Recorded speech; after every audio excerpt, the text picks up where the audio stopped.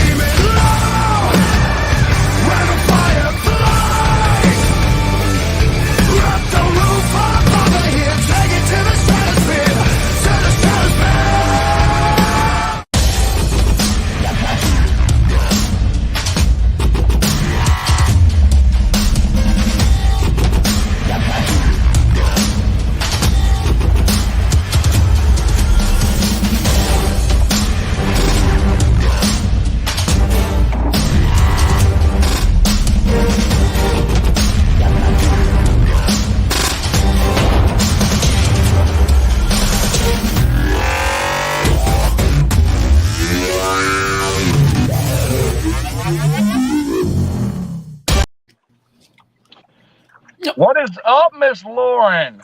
Not much. Good morning. What's going on, Greg? What's going on, everybody? Guys, we are bringing you week 8. Bringing you week 8 of the KFL. We're having some fun. We got Greg on here. He's doing a little fishing up there. He's not having a whole lot of fun right now. I'm doing a whole lot of casting, y'all. A whole lot of casting. Can't catch him if the lure ain't wet there, Greg. I know. I hear you, man. Dude, it's been tough. What can I say? I mean, it's been tough here, man. Canisius Lake.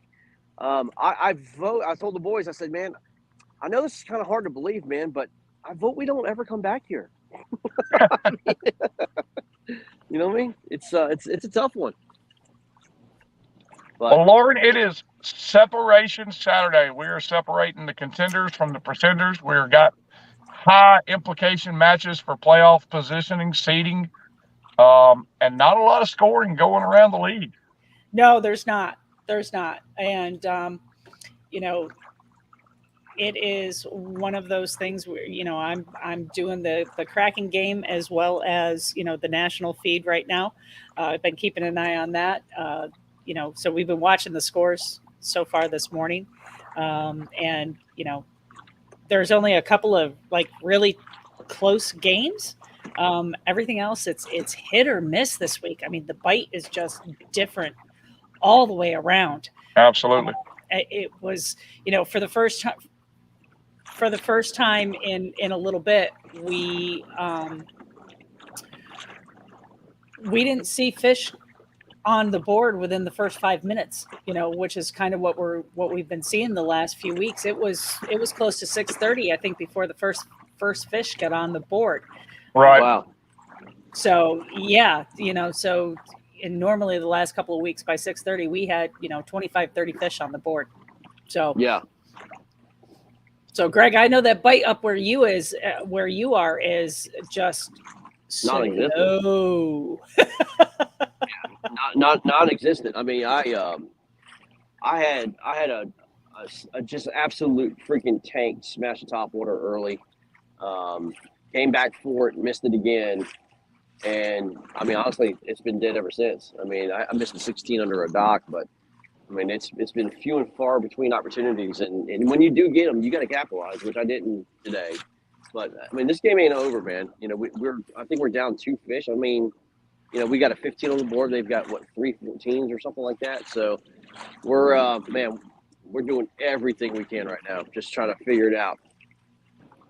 We've gone deep, we've gone shallow, we've gone docks, we've gone, ridges. We've, done everything we can. I mean, it's just lockjaw central here right now. So hopefully something will pick up here in the last hour and a half. So we're gonna do everything we can.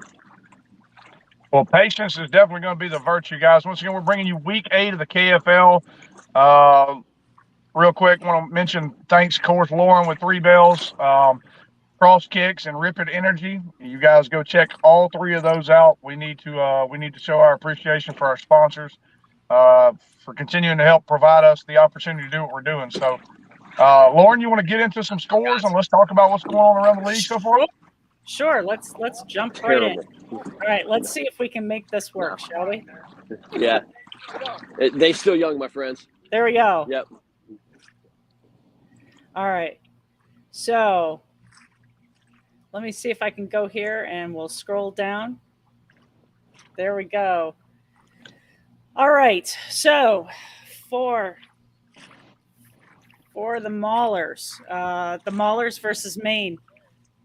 The Maulers are up 152 3/4 to Maine's 44 3/4.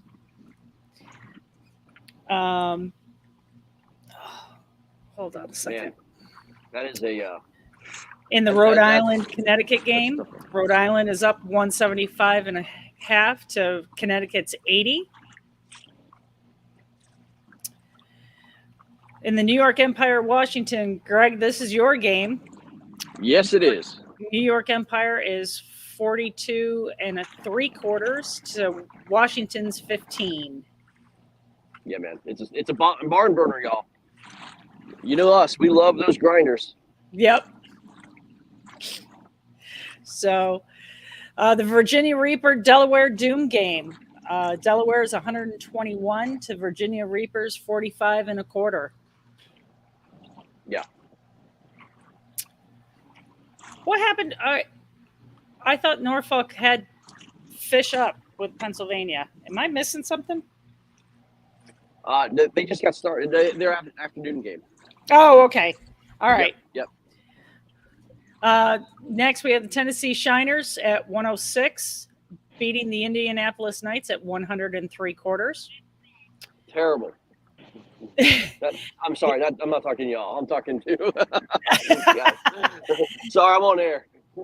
The Alabama Hammers and the Deep South Kraken. So right now, I've got those guys in my head while I'm trying to do this. Is 105 3/4 to the Deep South Kraken. It says 14, but they actually have 30 inches. One of their guys' fish is not showing up. I know they. So Carolina Castors at 19.5 to the Tar Heel Lunkers at 15 3/4. The Florida Copperheads are 159 3/4 to the Coosa Kingfishers 124 3/4. Palmetto Punishers at 179 3/4 to the Sunshine State Swamp Donkeys 97 3/4. Motor City Ambassadors at 174 to the Southern Slayers at 120.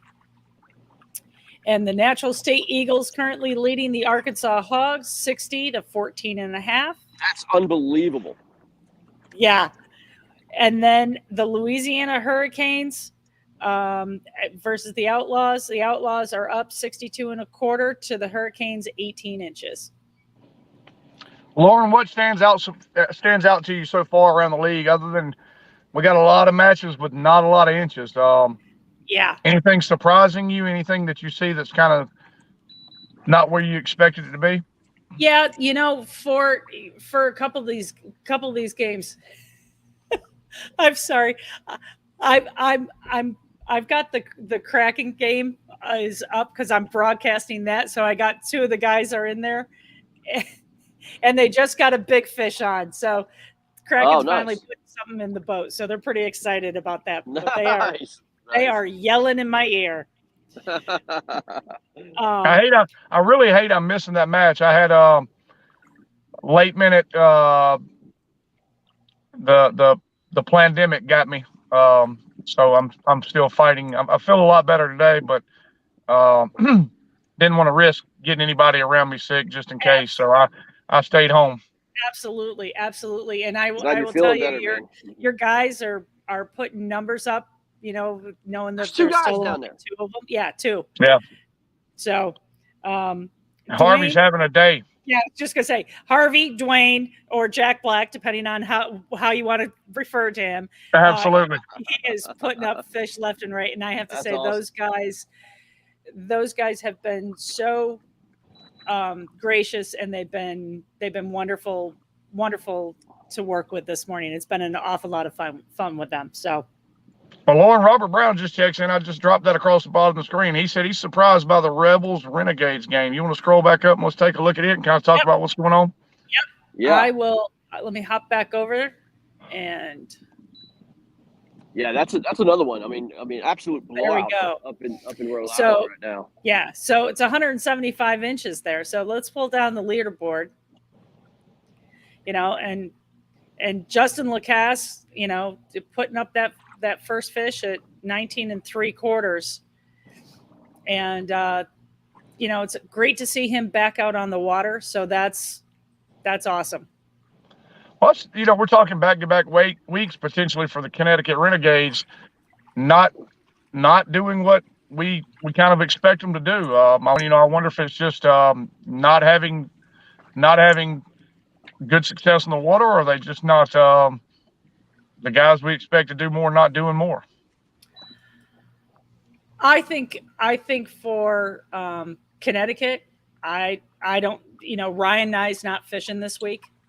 I think this team's still learning how to be a team. I mean, Connecticut reminds me of what we were last year.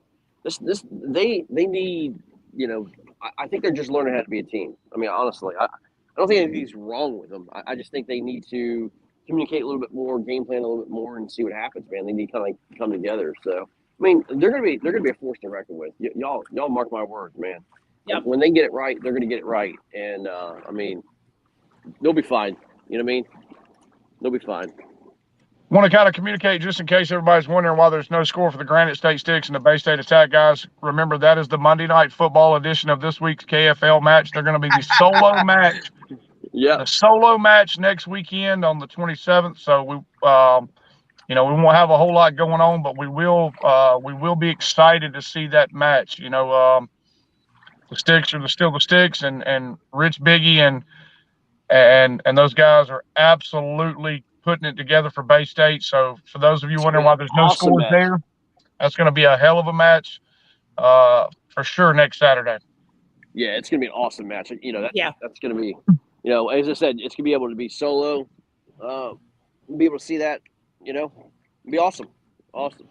Lauren, we were talking Monday, BK and Greg and I were talking Monday about what we thought the match of the week was going to be. And I told them, I felt like that the Shiners Indianapolis match on up there on Manitow, and that one so far to me is shaking up to be one of those nail biters, one of those, the last 15, 20 minutes of the match, something big could happen. I mean, Tennessee had a long lead for quite a while, but it looks like Indianapolis has got back in it, and neither one have a limit, so there's a lot of room for improvement on those scores.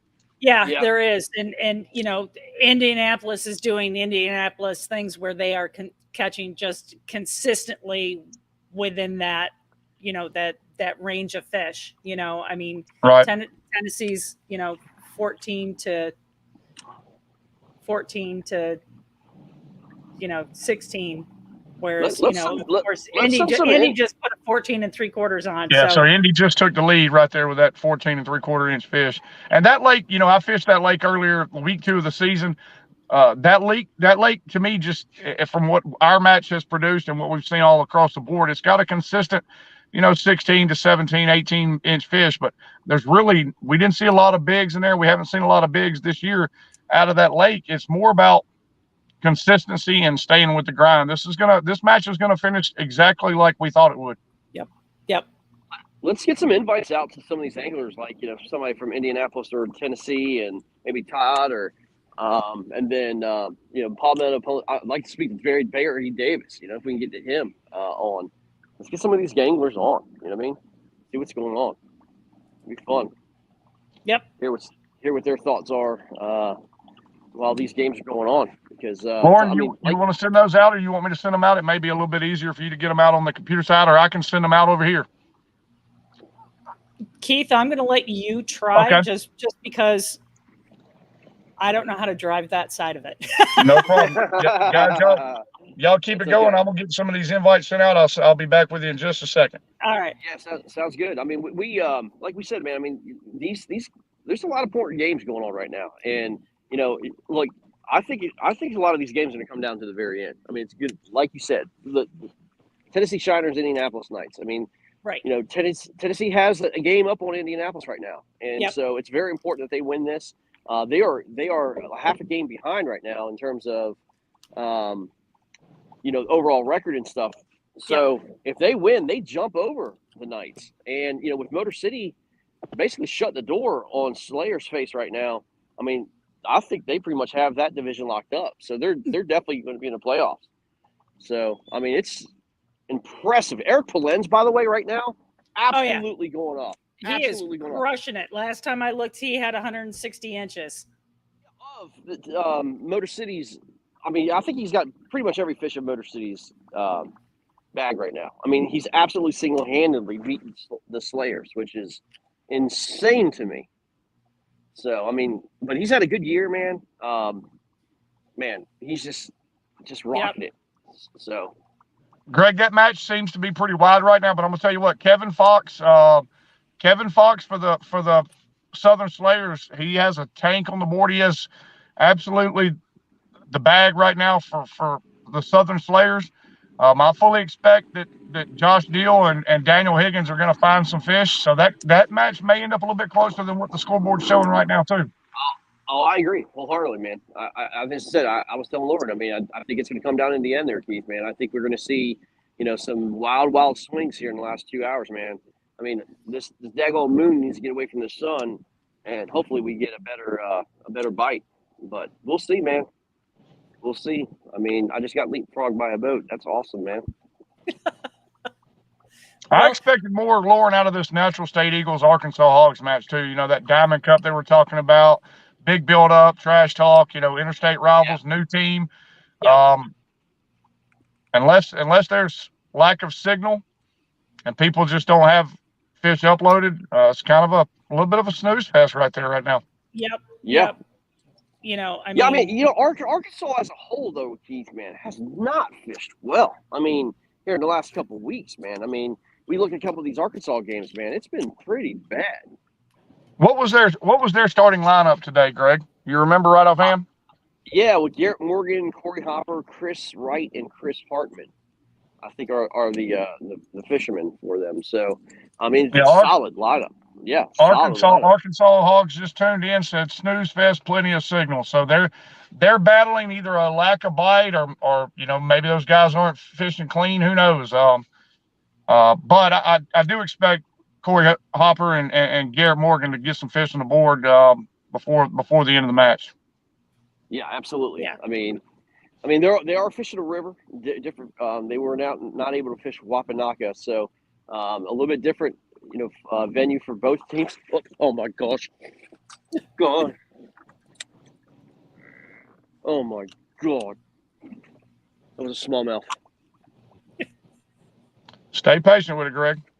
I got you, man. I'm right behind the bass boat, too. He's chumming it up for you. That's good. God bless him. Unbelievable.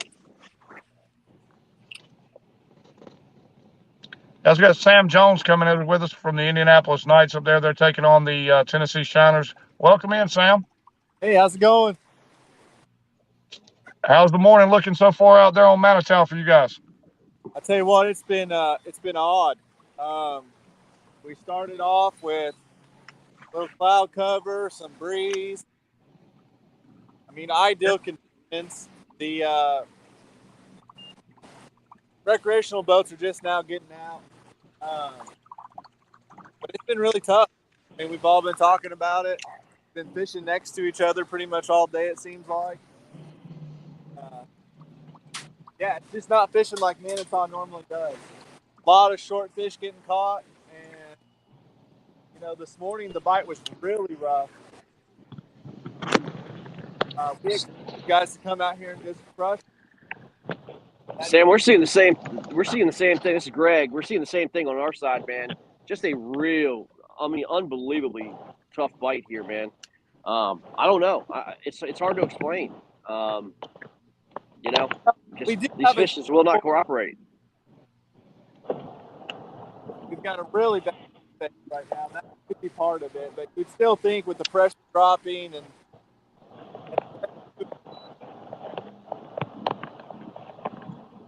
Guys, we also got Zach Saliera for the Motor City Ambassadors. They're down on Lake Gunnersville taking on the Southern Slayers. Welcome in, Zach. Good to see you this morning. How you doing, guys? Good morning. What's going on, Zach? Talk to us, man. Eric Polens is absolutely on fire. Having a Yeah, day. you know, we let him. You know, he had his Waffle House, I believe, this morning. Ah, okay. I get you. That's the key to success. No, he's good on this lake. I mean, he went on a tear. I mean, I didn't check the leaderboard or the standing or whatever until probably 8:15, and just to be able to look and see that we already have a limit on the board, that was pretty awesome to see. Oh my gosh! I mean, there's no doubt. I mean, this is a big game for you guys, man. You know, going down Southern Slayers has been on an absolute tear. Fishing the Big G. I mean, Zach, you guys have to feel pretty daggone good in your position right now, man. Yeah, I mean, you never feel great. I mean, we're fishing a lake that holds monsters, and I mean, these guys know how to catch them, and until we're off the water at 12:30 Central, so until 1:30 Central, I'm not going to feel good about what kind of performance we had unless it comes out with a win. Zach, do you think, if you guys wind up winning this game, does that kind of just basically offset that loss at home in Grand Traverse Bay against Pennsylvania? No, I don't think anything will really offset that. Losing at home is probably one of the worst things that you could do for your season. Absolutely. And we put them on a body of water that we knew going into it. There really is no home field advantage. That lake does not. You can know spots. The fish are going to be there. The weather's going to cooperate. We were all on fish. Unfortunately, they were just on bigger ones. Right. And I was sitting right there with three of their guys, watching three guys pull fish out. And I'm catching fish too, but there was only one of me and three of them. And the way that the weather was, there was no like, hey, come on over, because there was no way that anybody could have got out to that spot from the launch. Yeah. But it's tough, losing at home. But at the end of the day, going on the road, if we can pull out a win here, it's going to help. It definitely is not going to offset that loss. Pennsylvania, hell of a team. Finding out after the fact that every single one of them were running live scope, and we're basically just watching those fish. And I think we got one guy on our team that runs live scope, but and that's Jeremy Baker. He was saying that the waves were so rough where he was that fishing was just hard for him altogether. Right. Well, Zach, they say winning cures all, Zach. So you guys are in a perfect spot right now. Y'all got a pretty commanding lead over those Southern Slayers. Last we looked, Lauren, I think it was 174 to 120 or something like that. Yep. Hang on. Yeah, I have a spot that I'm staring at right now that I've had to stay off for a little while.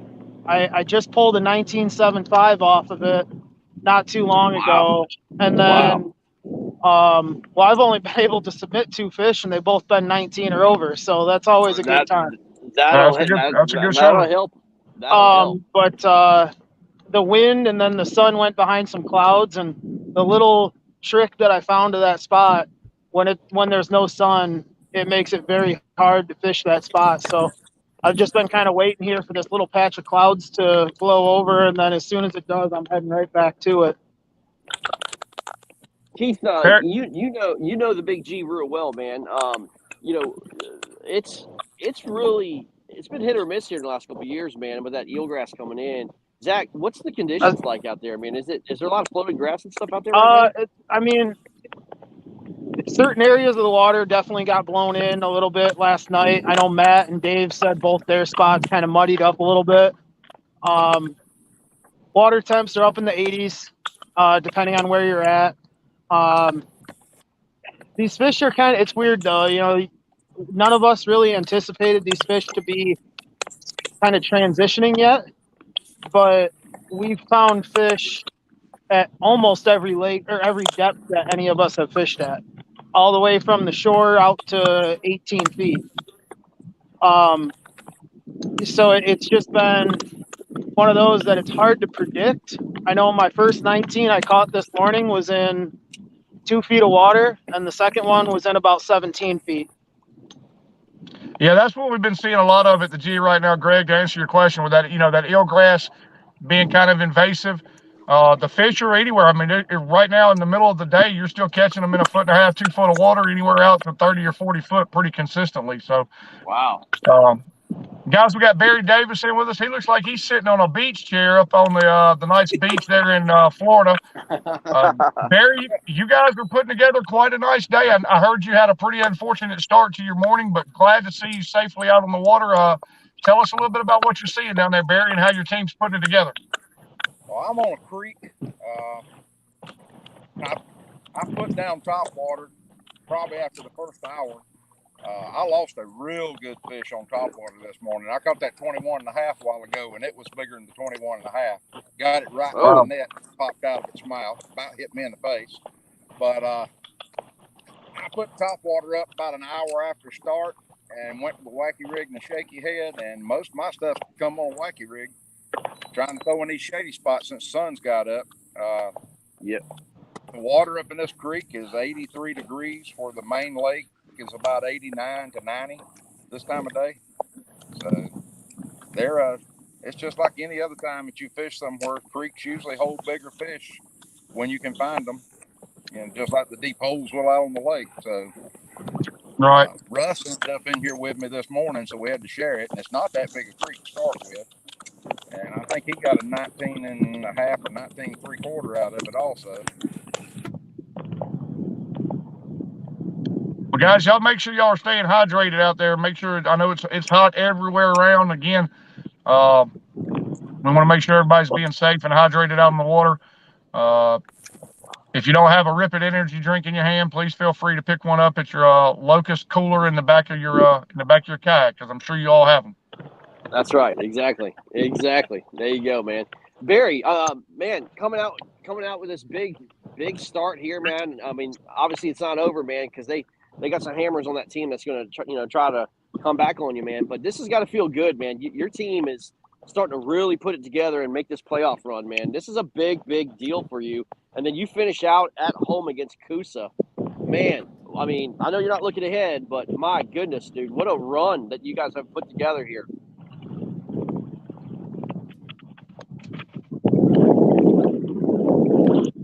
I don't know if you can hear Barry. Can you hear me? No. His audio is messed up. Well, Keith, talk about that run that these boys are on, man. Listen, talking to Barry a couple weeks back, they just weren't putting it together. They were fishing hard, just weren't fishing clean, and they ran into some roadblocks. But that team, they came to Gunnersville last match, put a whooping on us at home. They're on the road this weekend in Florida. That's, I believe, two out of the last 4 matches they've had have been in Florida. Those guys have absolutely just been battling, and that's the name of the game. That's the grind. Take advantage of the opportunities when you get them, and that's what they're doing. Hey, is Sam Jones still with us? He is. Sam, I got a question. Do you expect your game to go down to the last 15 minutes like it did with Motor City at home? Yeah, absolutely. Yeah, that was an exciting game, man. I mean, and this is big. I mean, this is a big matchup for either team. I mean, this is going to be tight all the way to the end, just like the others have been. We got rain moving in now, so. Oh, I would love to have some rain right now. I would love it. I would too. Yeah, no doubt. Lauren, while we got a minute, you want to get let's take another look at the screen and see if we got any updates across the league? Sure. Yeah, let's do it. And let me scroll back up to the top here. Sorry, folks. I'm still trying to figure out how to multitask, and this is what happens when Greg's not in the studio and they leave me in charge of the technical stuff. It gets dangerous. Oh So there's the Maulers are now at 152 3/4 to Maniacs 44 3/4. We already talked about the Granite State game, which will be next week. The Rhode Island Rebels are now up to 175.5 to Connecticut's 80 still. They got to come with it. That team's got to come together. Yeah. yeah. The umpire is now at 58 3/4 to Washington's 15. Greg, you need to they get got on. another one. Yep. I know. Greg, I you know. got to We're get down trying. some fish. We're trying. Delaware Doom is now up to 121 to the Virginia Reapers 45 1/4. Wow. I wonder if they got a little hangover of those couple big wins over the Casters and that little run they've been on. This great opportunity for Virginia to kind of separate themselves from the rest of the pack in that division, and so far we're not seeing it today.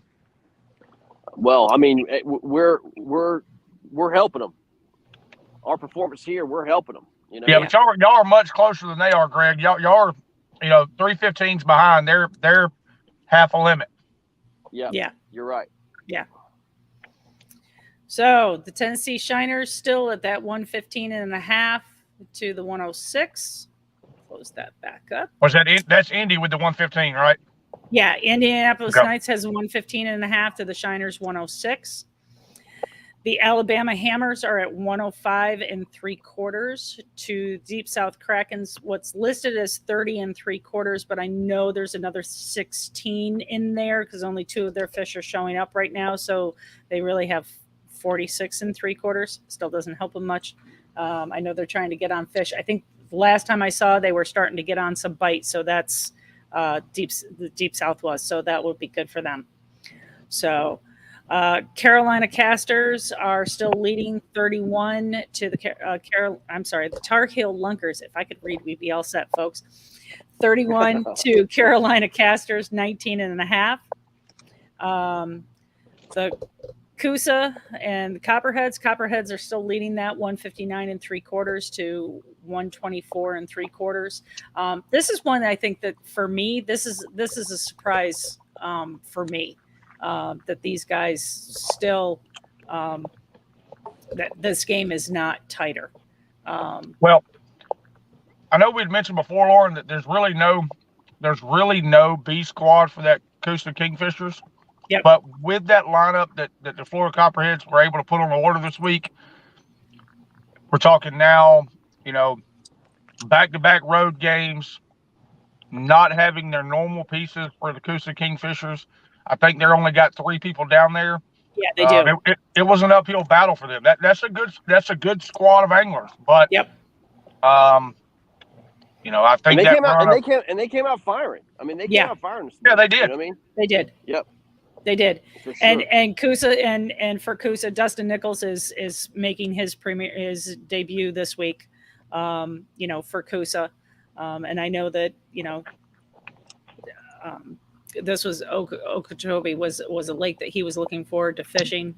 It's a lake that he's fished before, and that he likes. So, but we'll see if they put up more of a fight here. As we get to the last hour and a half.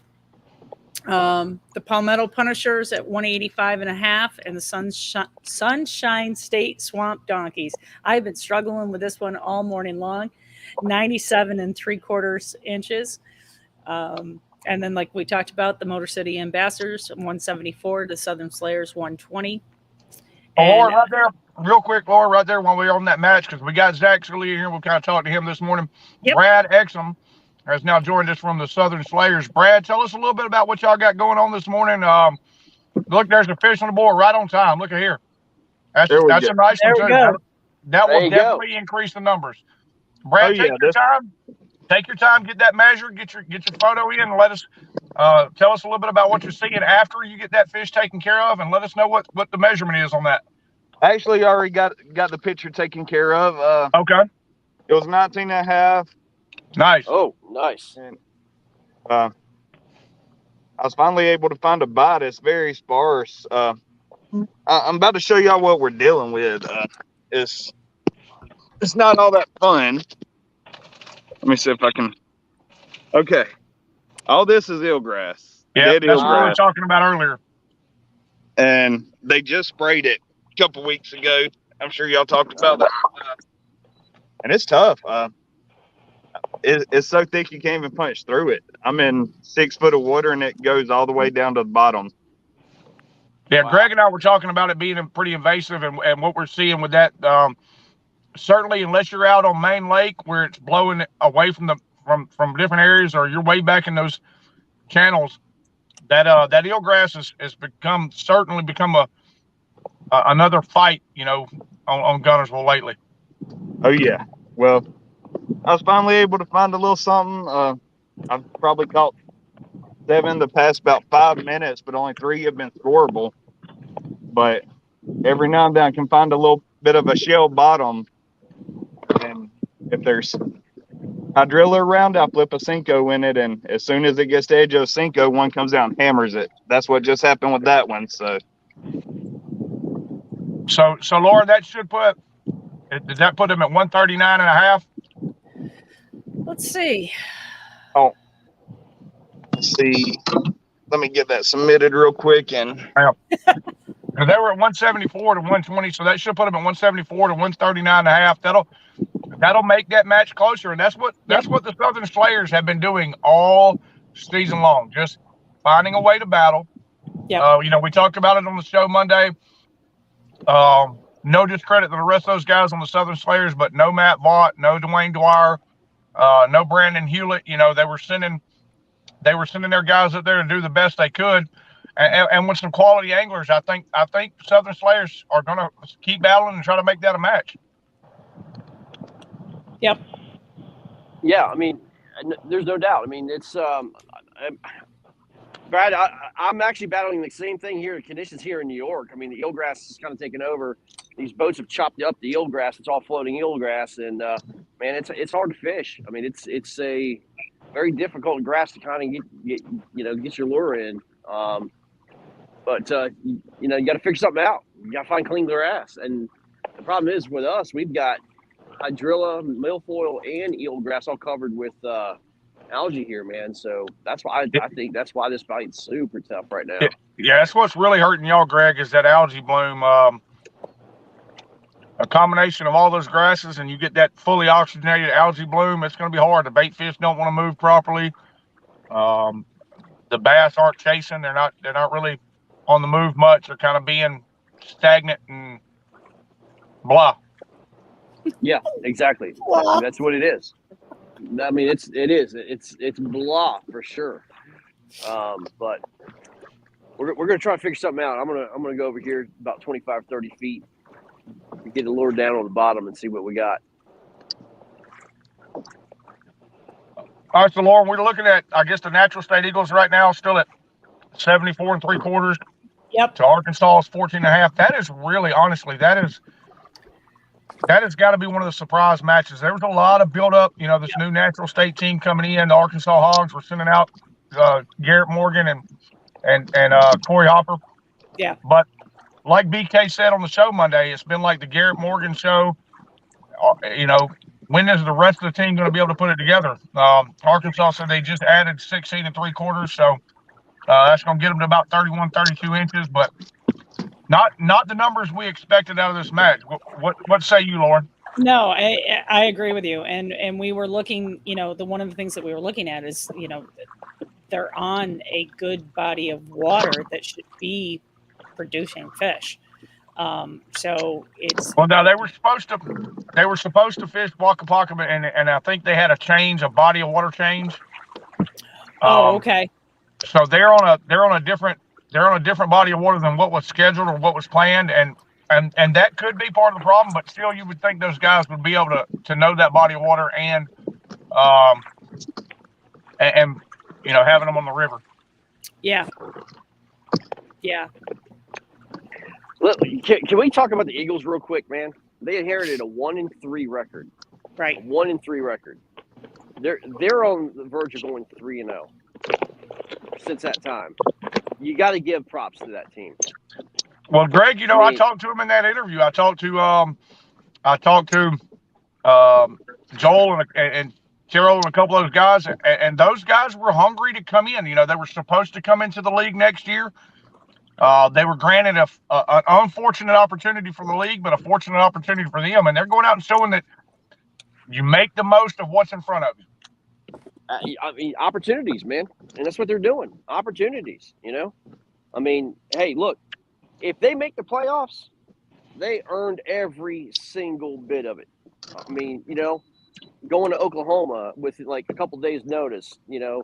and then hosting Louisiana, and then now hosting Arkansas, their interstate rival, man. They ain't laying down, man. I love it. And then they go to Alabama. Greg, if they went out, make the playoffs, or whatever the case may be, that may be, we were talking about dangerous teams in the playoff scenario, like the Pennsylvania Bronzebacks and Indianapolis Knights. That Natural State Eagles team, Glenn Jernigan and Joel Spear, Cooper, those guys are going to be hungry. Oh, absolutely. I mean, absolutely. And God forbid if they host a game. Oh, yeah, for sure. I mean, look out, So, and we see them on Gunnersville in 2 weeks. That's what I'm saying. I mean, dangerous team. I mean, as you can see right now. I mean, a visiting team can come in and win in Gunnersville. Absolutely. That lake is so diverse. It's so diverse. It is. Absolutely.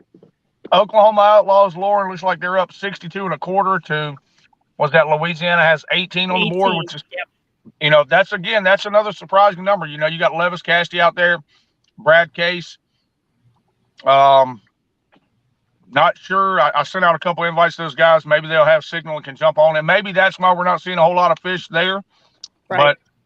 But again, surprisingly low numbers everywhere in the league today. Yeah. And I agree with you. I mean, when you look at the top 5 here, right? You got Eric Lunds has got 160 inches, and Chris Catucci's at 131. Jason Denise is at 125. Jason Broach at 119, and Barry Davis at 101. And that's your top 5, and there's a big drop off between 6 through 10. Absolutely. It's almost half as many fish in inches and stuff like that. So that's a big drop. And I think that if you start scrolling down and looking at where these guys are, you're seeing a lot of guys that are at 40 and 50 inches, 40, 50, 60 inches. So that tells you that they're only pulling in 2, 3, 4 fish, and that's the big middle of where your individual anglers are. So that kind of tells you that the bite this week, for the few top 10 that are really getting on it, top 5 that are getting on it, everybody else, it seems like it's a struggle bus. I just had a 13-incher on.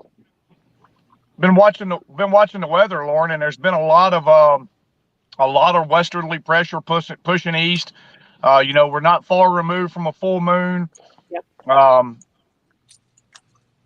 A lot of rain in a lot of areas. I know northern Alabama at Lake Gunnersville took a beating in the last couple of weeks. Here it's been rough. So a lot of, they may just be seeing a lot of tough conditions. I mean, we got a lot of quality anglers that are normally, 7, 8, 10 fish deep right now. Right. 120, 130 inches is to get in the top 10 the last few weeks is taking you to be 130 plus. Right. And so we're just seeing a tough bite or not clean fishing, across the board. And it's, but it's still exciting because we know what can happen. Right. Well, for example, the Alabama cracking game, right? I mean, they started out when they were on the water this morning, they had thunderstorms and lightning. Right. So, I mean, all you got to see this morning was just a gorgeous light show as the sun was coming up, and it was really quite spectacular, and not a whole lot of fish, as it has cleared out. Now they're under bluebird skies. They have no wind. And so these guys are all, they're hunting for shade and stuff like that to try and find to try and find the bite. But Right. as it warmed up down there, the bite has picked up. So it wasn't until 8 o'clock that these guys really started putting fish on the board. And now, so they're still working it, and they're expected to have some really hot conditions down there today. So I know they've been losing phones, and phones have been overheating again, and so they were working really hard to try and manage all of that. So Yeah, I know as I was doing my research this week and planning on making that trip down there, the real field temperature today, or with the expected heat index, was supposed to be like 117. Oh, Yeah. wow. I mean, it's ridiculous. Yeah. And you got three big matches in Florida this week. You got the Palmettos down there facing. They're in Florida. Yep.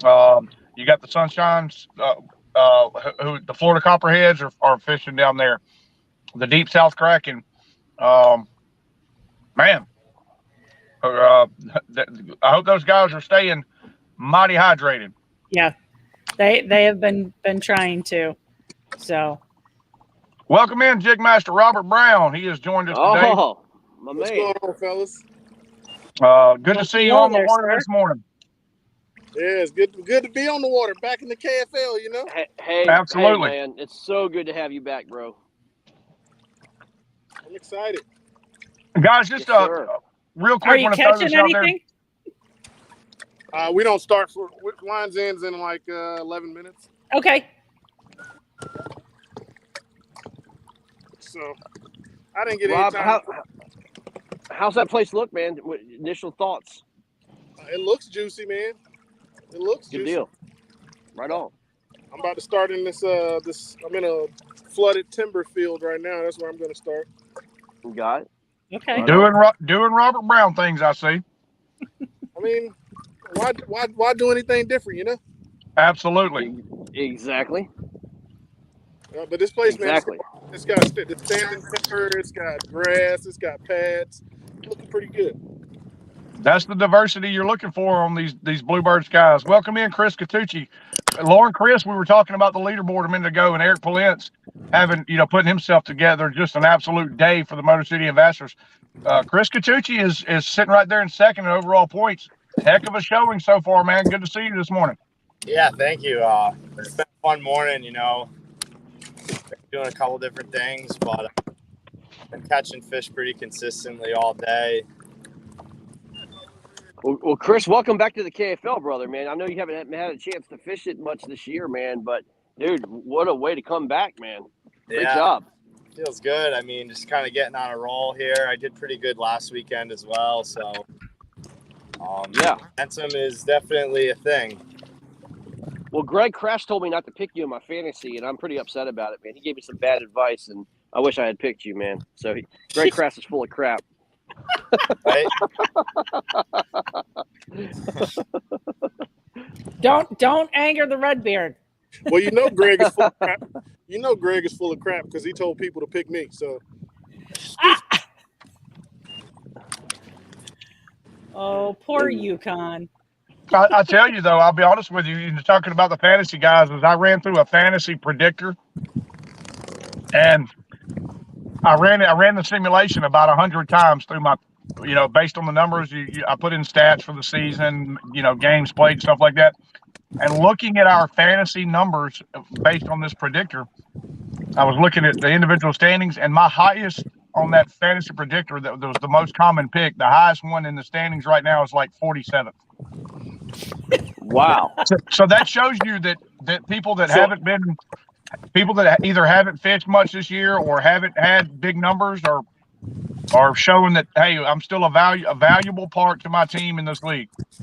Well, exactly, man. And what you're saying is technology is full of crap, dude. Oh, absolutely. One thing technology does not take into account is heart. Correct. Absolutely. True. That is true. Yeah, I mean, I think every lake can play its strengths. Obviously, everyone's got their strengths and weaknesses. Chris, you throwing that frog? I caught a couple on it this morning, and I actually broke a real nice one off, and he jumped a couple times after I broke him off, but Switched over to the jig once that sun came up a bit, and just been kind of had that glued to my hand. Right. Well, man, I'm trying to figure out. I just lost a 13 earlier. I don't know if you saw that or not. I had a 13 on, man. I was like, man, not going to do us any good. Not going to do us any good. I got to find a bigger bite here and find it soon. But I don't know, man. It's I'm trying to call them up. You know what I mean? Trying to figure this thing out. Hey, Keith. Uh-huh. I got a message from Jason Starley. He's been trying to run both the Copperheads Coosa broadcast as well as the Slayers in Motor City. They've got some guys that if we want to bring them in.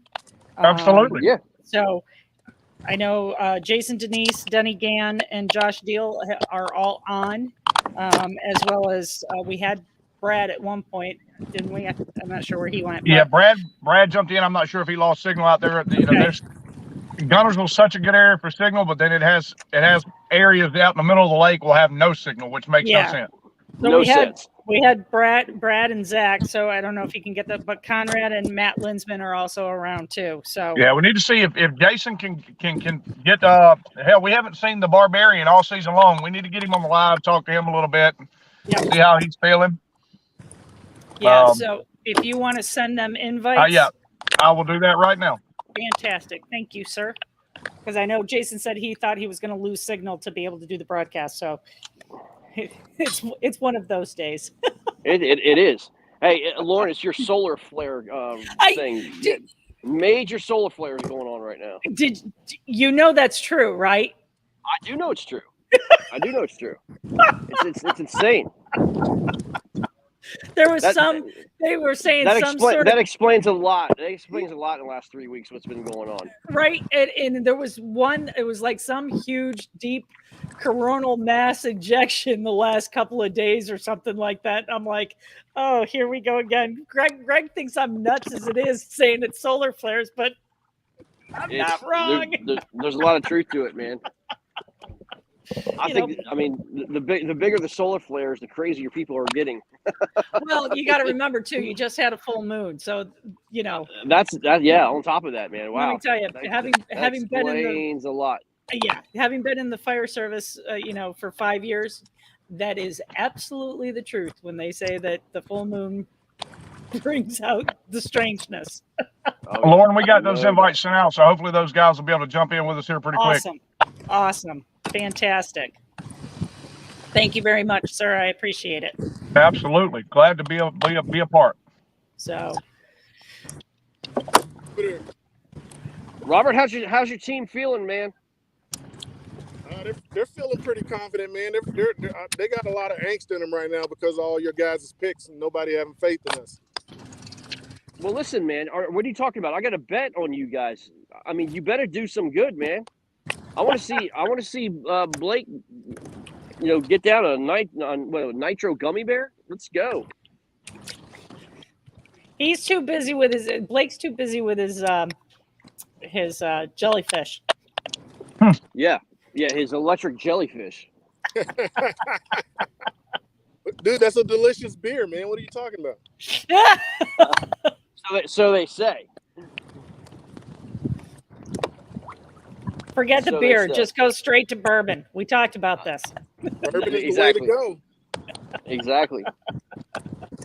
I mean, you better. Something tells me there's going to be a lot of a box of cigars, man. I'm gonna be living. Hey, man.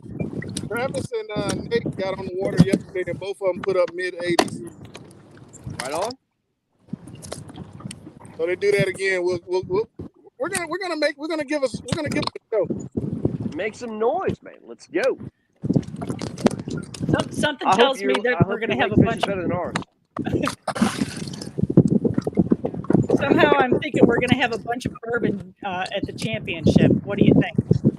Absolutely. I'm down. I'm down like 4 flat tires. Right on.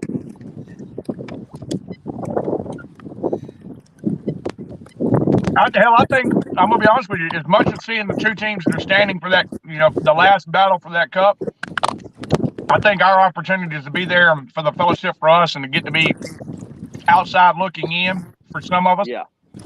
It's gonna be as much fun as it is for those that are out on the water. Pounding those lures. Well, you know what, man? It should be a celebration. A celebration of the season and camaraderie, and all things new, man. And we were able to kind of put this together, and and just make it happen, man. And some team will absolutely be well-deserved champion this year, man. There's a lot went on this year on a lot of different fronts. A lot of battles, a lot of great matches. I mean, we're seeing one unfold, another one that's very important right in front of us with Sam and them over in Indy and Tennessee. Sam, what do y'all? I don't know if you've had any communication with the other guys. What's the rest of the team saying about what they're seeing and what they're not seeing this morning? Yeah, I mean, the story of the day has been what we're not seeing. This lake generally puts on a great show. Guys are calling fish right, and not been that. We're just out something final, but it's anybody's game, and it will be until the last cast. That's absolutely. We're done at 1 o'clock, so we're about at that. Let's get some scores run down here, man. Yeah, we got about an hour left in these morning matches, so now would be a great time to. And let's hope some stuff has changed, Lauren. Let's hope we're seeing some fish on the board. I know Greg hadn't excited us with any catches yet. Greg likes to wait till the last second. Yeah. I need a flurry for sure.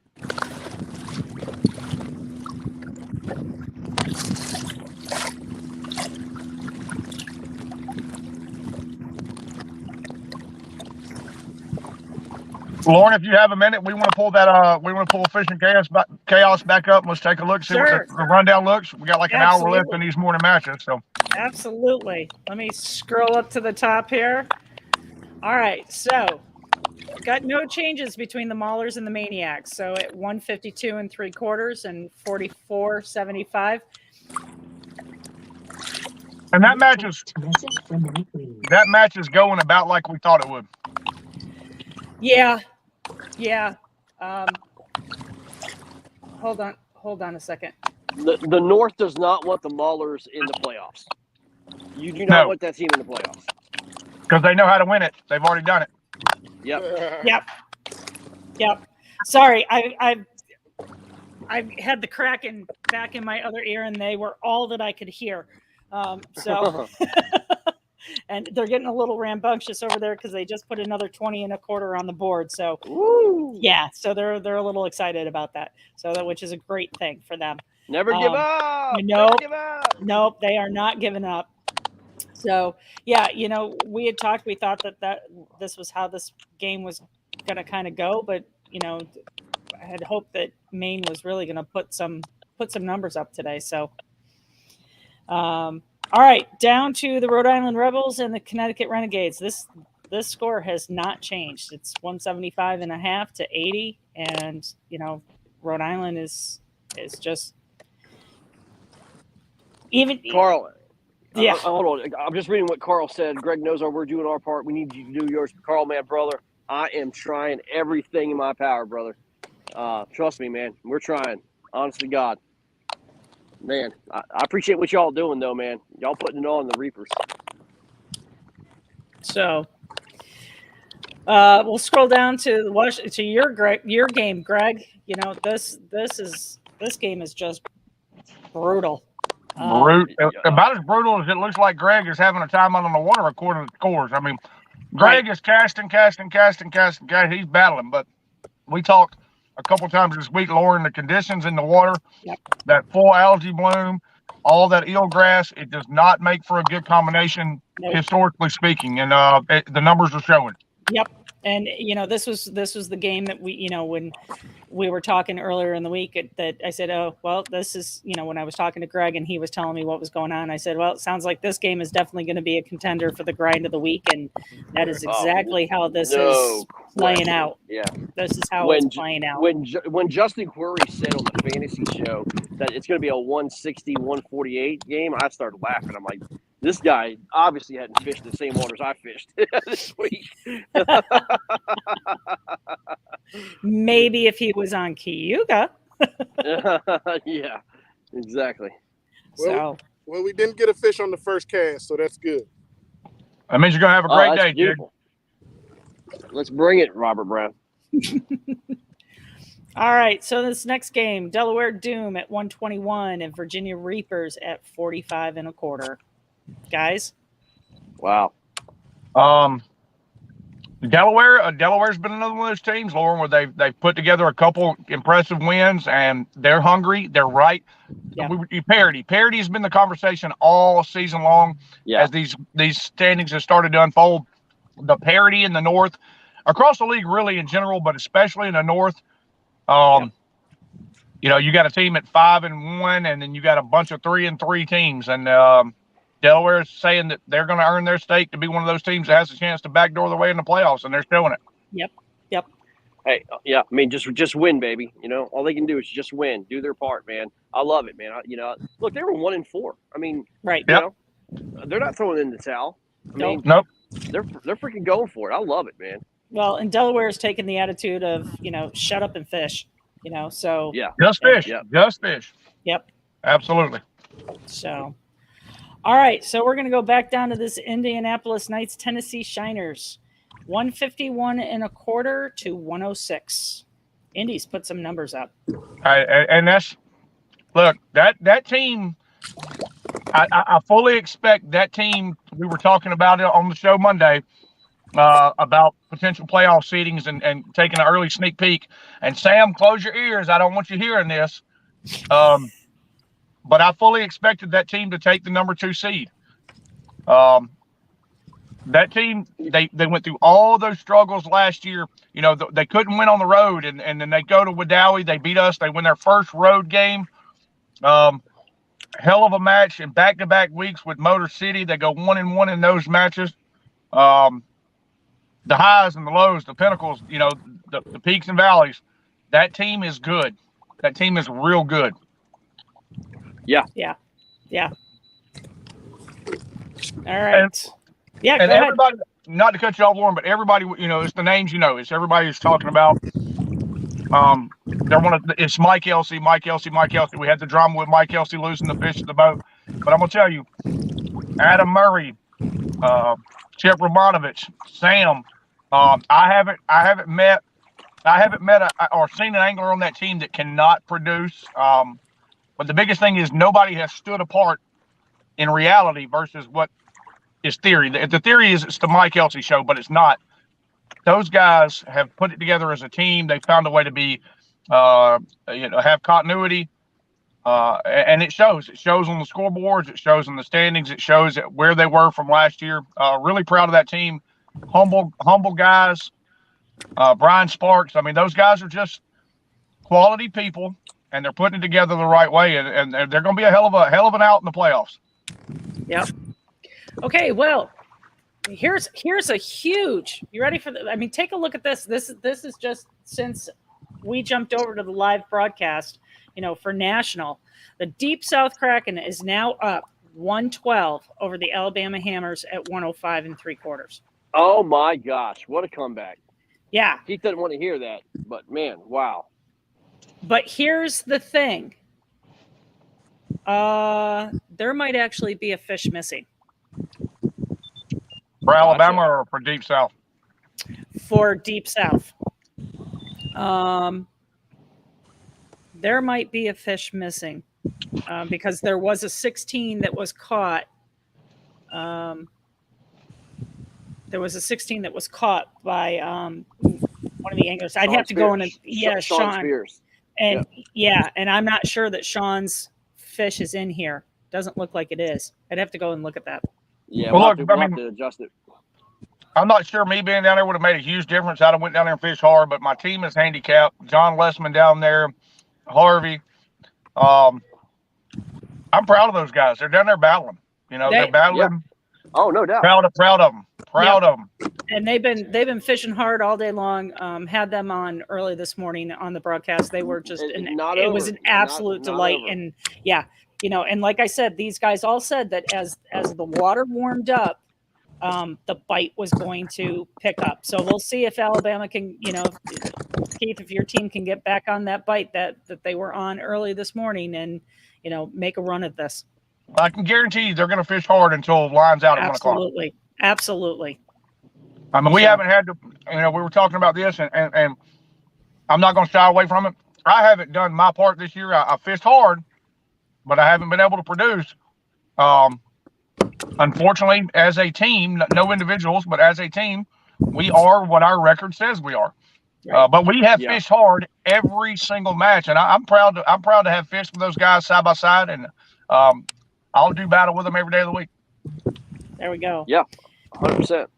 Well, this one's turning out to be that if there was a second option for the grind of the week, this is the other game. The Carolina Casters and the Tar Heel Lunkers. The Casters are up 55 to the Lunkers 31. They started at 9:30. So yeah, they got a late start this morning. Okay. Yeah. Yep. So still a little bit more time on the board for them. Okay. For them boys. Right. And Lauren, I don't know, were you still with us? Did you get to see the excitement, the way they right at the end of that match last week against the Coosa Kingfishers? Dave awesome. Got that 20-inch fish right at the end. They were all right there together talking about how they were breaking it down. And when they got that fish on, the fist bumps and the air pumps, that is what we do this for. That's the excitement of this league. Right. And no, I didn't. I was last week, I took a day and went to go celebrate my mother's birthday with her. And I just had horrible signal connection issues, both when I was, my mom was doing an agility trial. That's why everyone heard the dogs barking, when I was in there. And then I went back to the hotel, which is literally right across the street. And I still had the same issue when I got in there. So it was just poor connectivity, and I wasn't going to torture everybody with that. So. Well, it was beautiful to see. It was absolutely beautiful to see. Again, it's the heartbreak for one team, but just the absolute. I can't really even put into words what it felt like for me sitting at home running the broadcast to see the excitement on those guys' face. Yeah. So. All right, next game, we have the Coosa Kingfishers and the Florida Copperheads. Copperheads are still leading this one, 159.75 to the Coosa Kingfishers, 124 3/4. And I'm hoping Conrad or Jason Denise or one of those guys will be able to jump in with us. We got some invites out to them. Okay. Would love to see. We hadn't talked much to them, and they haven't had quite the season they wanted to. And but they're still right in it as well. They're still right in the wild card hunt and have an opportunity. So this is a big match for them. Yep. Next up, we have the Palmetto Punishers and the Sunshine State Swamp Donkeys. Palmetto is still up 185.5 to Sunshine's 115 3/4. That again, that's going to be another team that they're battling to get in the playoffs. They're right there in the wild card hunt after not having a great start. They're kind of coming into their own. Yep. Motor City Ambassadors at 174 and the Southern Slayers at 139 1/4. Wow. Southern Slayers coming back. Greg, Gunnersville can change at any moment. A couple slabs can be put on the board. The Southern Slayers look like they're only a couple fish back. I don't think they have a limit yet. I know, obviously, Eric Valence has a limit himself, so we know Motor City has a limit. If Southern Slayers can limit out, they can make it a match. They sure can, man. I mean, like Brad Exum's 19 3/4 he just put up. That helps the cause. You know what I mean? Absolutely. Yep. Need a couple more of those here late, and things could get very interesting real quick. Yep. The Arkansas Hogs and the Natural State Eagles. Well, Natural State is now up to 104 3/4 to Arkansas's 14.5. Woo! Guys, let me just kind of talk about this real quick. Based on these scores right now, in the South, it is an absolute disaster in terms of like these teams losing this week, or potentially losing. Arkansas, us, Southern Slayers, Coosa. I mean, it is. I mean, Virginia Reapers. I mean, this is craziness. You could see a major shakeup. Yes, sir. Yeah. Major shakeup. Separation Saturday. That's what I called it. All coming down to the last week on Labor Day weekend. Separation Saturday, Greg. That's what today is. Separating contenders from pretenders. That's it. Exactly. Yep. All right. Craziness. And then our last game that we're watching right now is the Oklahoma Outlaws are at 62 1/4 to Louisiana Hurricanes 18. I'm not even sure what to say there. Yeah, I mean that lake is much better. It has proven itself to be much better than it's fishing today. I don't even know what to say. I mean that is whew, that's tough. That's fugazi. Yep, that's it. Hey, by the way, I want to give a shout out to Rob Richards, man. Got a chance to be on BTL talking about the KFL, man. That was pretty cool. Yeah, that was a great opportunity. Rob getting out there with you guys, getting the KFL and more in the western half of the country. That's a good opportunity for growth. It's we're lucky. Like I said at the beginning of the show, Lauren and Three Bells Outfitters coming on board with us and giving KFL a chance. We've got Cross Kicks and Rip It Energy. The future looks good. Long as people continue to do things they're supposed to do and go out there and just fish, and let's keep putting a good product out for everybody. Great opportunities. Hey, I want to give a couple shout outs, man. And this isn't pre-planned or anything, but I had a Ripper Energy for the first time a couple days ago. I know it's sad that I just now had it, but I couldn't find it. And then somebody told me that they were at the Dollar Tree. I think that person was Greg. Hey, those things are really good, man. Like I had the grape flavor, and I don't usually like grape, bro, but I was like, oh wow, this is really good. Like it was like an energy drink that doesn't taste like an energy drink. Mm-hmm. Exactly. Yep, that's true. And then, that's great, man. Obviously, I got a chance to go up and broadcast with Lauren at Three Bells, man. They got a hell of a little slice of heaven up here in Connecticut, man. So if you get a chance, go by Three Bells, man. They got a fleet of kayaks, like an actual fleet. You know what I'm saying? It's like 40. What is it, Lauren? Like 40 that y'all rent out? Oh no, I got close to 70. Close to 70. My gosh. We're talking about all high-end kayaks, Hobie, Old Town, Jackson. Not Old Town, Jackson. I'm not an Old Town dealer. Good Lord, you'll get me in trouble. Oh my God. Jackson. Jackson, native, bonafide, Hobie, and feel free. Yeah, man. And they'll let you take them out and test them out right there. They're right there on the water. So get up there and check them out, man. Well, I'll tell you what's good about that jig. I'll tell you, I had and again, not pre-planned, just kind of bouncing off your conversation. I reached out to Greg the other day. I'm like, I'm looking to get something just a little bit bigger. I'm running a 12-foot right now, Old Town topwater. And I said, Greg, what's the inside on a kayak? And he said, reach out to Lauren. Reached out to her, and the wealth of knowledge she was able to have a conversation with me about over the phone, just talking about the products that I was interested in, made me feel a lot better about somebody actually knowing about the kayaks they're talking about.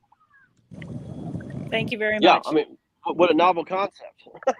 Actually knowing what you're selling. Well, Greg, I've been to 4 or 5 other shops, talked to some other people, and yeah, you couldn't even get a conversation about storage space in the tank well or dry hatches. Yeah. Lauren was able to tell me about when we're talking about the pedal drives and warranties and sizes, whether it be width, length, or weight. I mean, we're talking, she was able to give me the full plethora of everything as far as, like, we were talking about a Hobie and the difference in the 180 drive and the 360. So being able to have those conversations with somebody and knowing that they're affiliated with us, it's just going to help. It's going to help them. It's going to help us grow.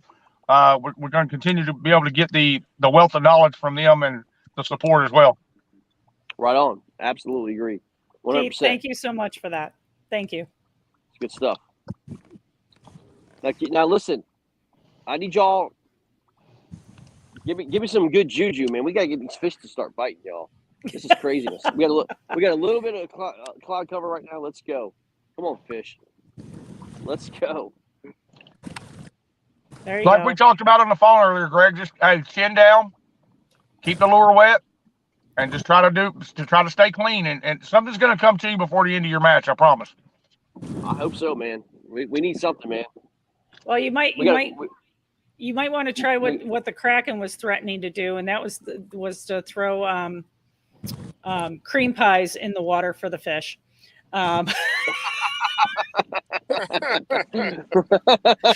Unfortunately, one of the guys down there, it's been hysterical. He has had 4 gators go after him today. 4 different ones. He's been in 4 different locations.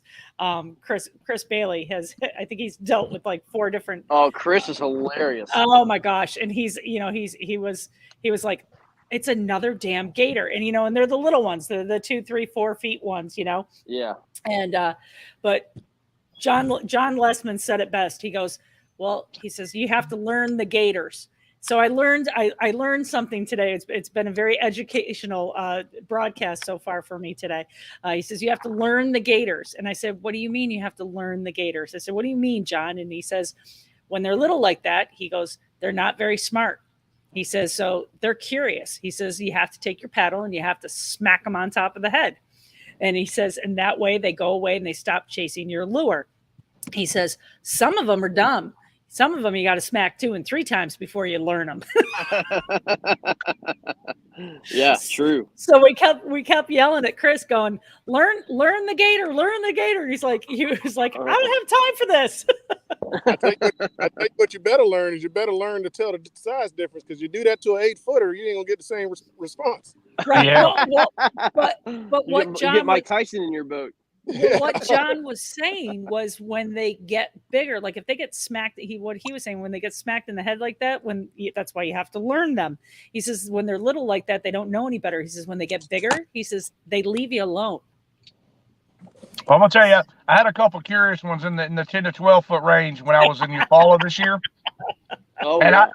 I had to learn me, which meant rudder left, rudder right, full pedal. Yeah. That was me learning me. I was not going to question the educational status of those gators. I promise. Absolutely. So yeah, so Chris has been battling gators, and he actually had a couple people that were in a John boat that were next to him that rolled up on him and were chasing a gator. Probably for a half hour, and he goes, oh, well, I guess they got it. He goes, I just heard the gun go off. Oh, man. So he said it was a pretty big one too. He said it was like a 10 or 12 footer that they pulled in. So that's a big one. Lauren, yep. I just sent out a couple invites to those guys that's down there on the Deep South Kraken and the Hammers match. I sent it in our group chat, so maybe we can get some of those guys on board to talk about what they're doing. Listen, Alabama Hammers, I mean, look, they're down there with 2. It's 2v4. Again, I couldn't Super make impressive. that match. Not sure I would have made a difference, but those guys have went down there, 10-hour trip from home, and they're battling. I mean, they're battling. That's impressive. It is impressive. Especially 100%. Especially at the season we're having, it would be easy to go down there and be like, oh, well, let's just chalk it up to another L. But those guys want to win. This team wants to win. We've wanted to win all year. We just haven't been able to put it together, but those guys are doing great down there. Yeah, man. I do like I like seeing it, man. I like these guys. Like the Norfolk Privateers, man, not giving up whatsoever, man. Just absolutely putting the best squad on the water and go fish, man. I like it, man. It shows a lot of character and heart. Ain't no quitting to me. No. Well, exactly. Now, Greg, in mine and Robert's defense, and before I say this, I want to say for any and all of you that served or have a spouse that served, or thank you for their service, Chief. And I call Robert Chief because that's what he is to me. You know, I'm former Navy. He is still active. But Chief, thank you for your service, and to any of all those that have served or have family members that serve. Sam, you know, any of you guys, all of you, thank you for what you do. Thank you for providing the opportunity for us to run this live broadcast and to be able to be on this show and do what we love. Thank you all. But that's where Greg, there's been many a days Robert and I just wanted to throw the hands up and say, screw it. The Navy and military in itself will do that to you. But then when you don't, you learn that there's small victories within those trials and tribulations that's going to make the big victories that much better. Oh, no question, man. I mean, again, everything you go through, there's everything that you go through is a learning experience, man. There's no doubt about it. Good, bad, or indifferent, man. And, I think, even us, us as a league, we've learned a lot, this year. Sure. And again, good, bad, or indifferent. There's a lot of things we did good, a lot of things that we didn't do so well, and a lot of things that we absolutely just shit the bed, to be honest with you, But you just freaking, put your pants on every day, put the rod and reel in your hand, and just go at it, man. It is what it is, So, just like you said, man, everything's a learning experience, man. So, well, failure is not the exact. We'll get better. Failure is not the exact opposite of success. It is absolutely a integral part of success. True. The moment people take that and can accept those failures and get better because of them, they'll start winning a lot. They'll start being successful a lot faster. Nicole asked, what time is lines out for Indianapolis, Tennessee? It is 1:00 Eastern. Is that correct, Sam? That's correct. Okay. So they got about 36 minutes left there in that match. And I fully expect that one to close out being a heck of a match. Keith, who did you for the Alabama cracking game? Who did you send invites out to?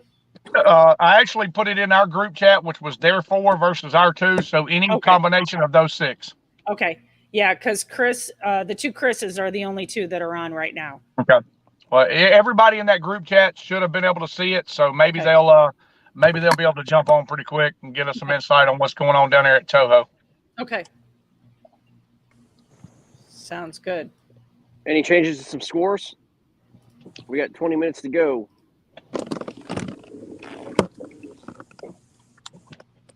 Yeah, the Warhawks put up 85 inches all of a sudden, man. That would be music to my ears, man. I don't think there's 85 inches in this lake, bro. You know what I mean? Greg, do you want to... You said you needed some extra special motivation, Greg. I want you to just, for a second, close your eyes and think about your profile picture on Facebook. There's your motivation. Oh! No doubt. Ouch. No doubt. It's time for And that is nothing but love for both parties involved, okay? It's time for a change, Gregory Nosar. Oh, you're exactly right. It's been up there way too long. It's jinxed us 2 weeks in a row. I hope you noticed that, right? 2 weeks in a row. Ever since I changed my profile picture, we as a team have not done well. You are a complete jinx, dude. Hey, I'm glad to be that for you. Oh man. Well, Lauren, we're about T-minus 30. We want to bring up Fishing Chaos again. Let's maybe have some better updates on some scores across the league. Yep. Do we want to go and do a commercial first, and then we'll jump back and? Yeah. Okay. Sure. Hit that commercial. Yep. All right. Well, okay. You tell me that. Now it's a matter of me being able to figure this out.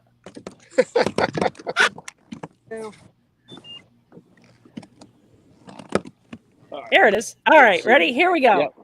Holy cow.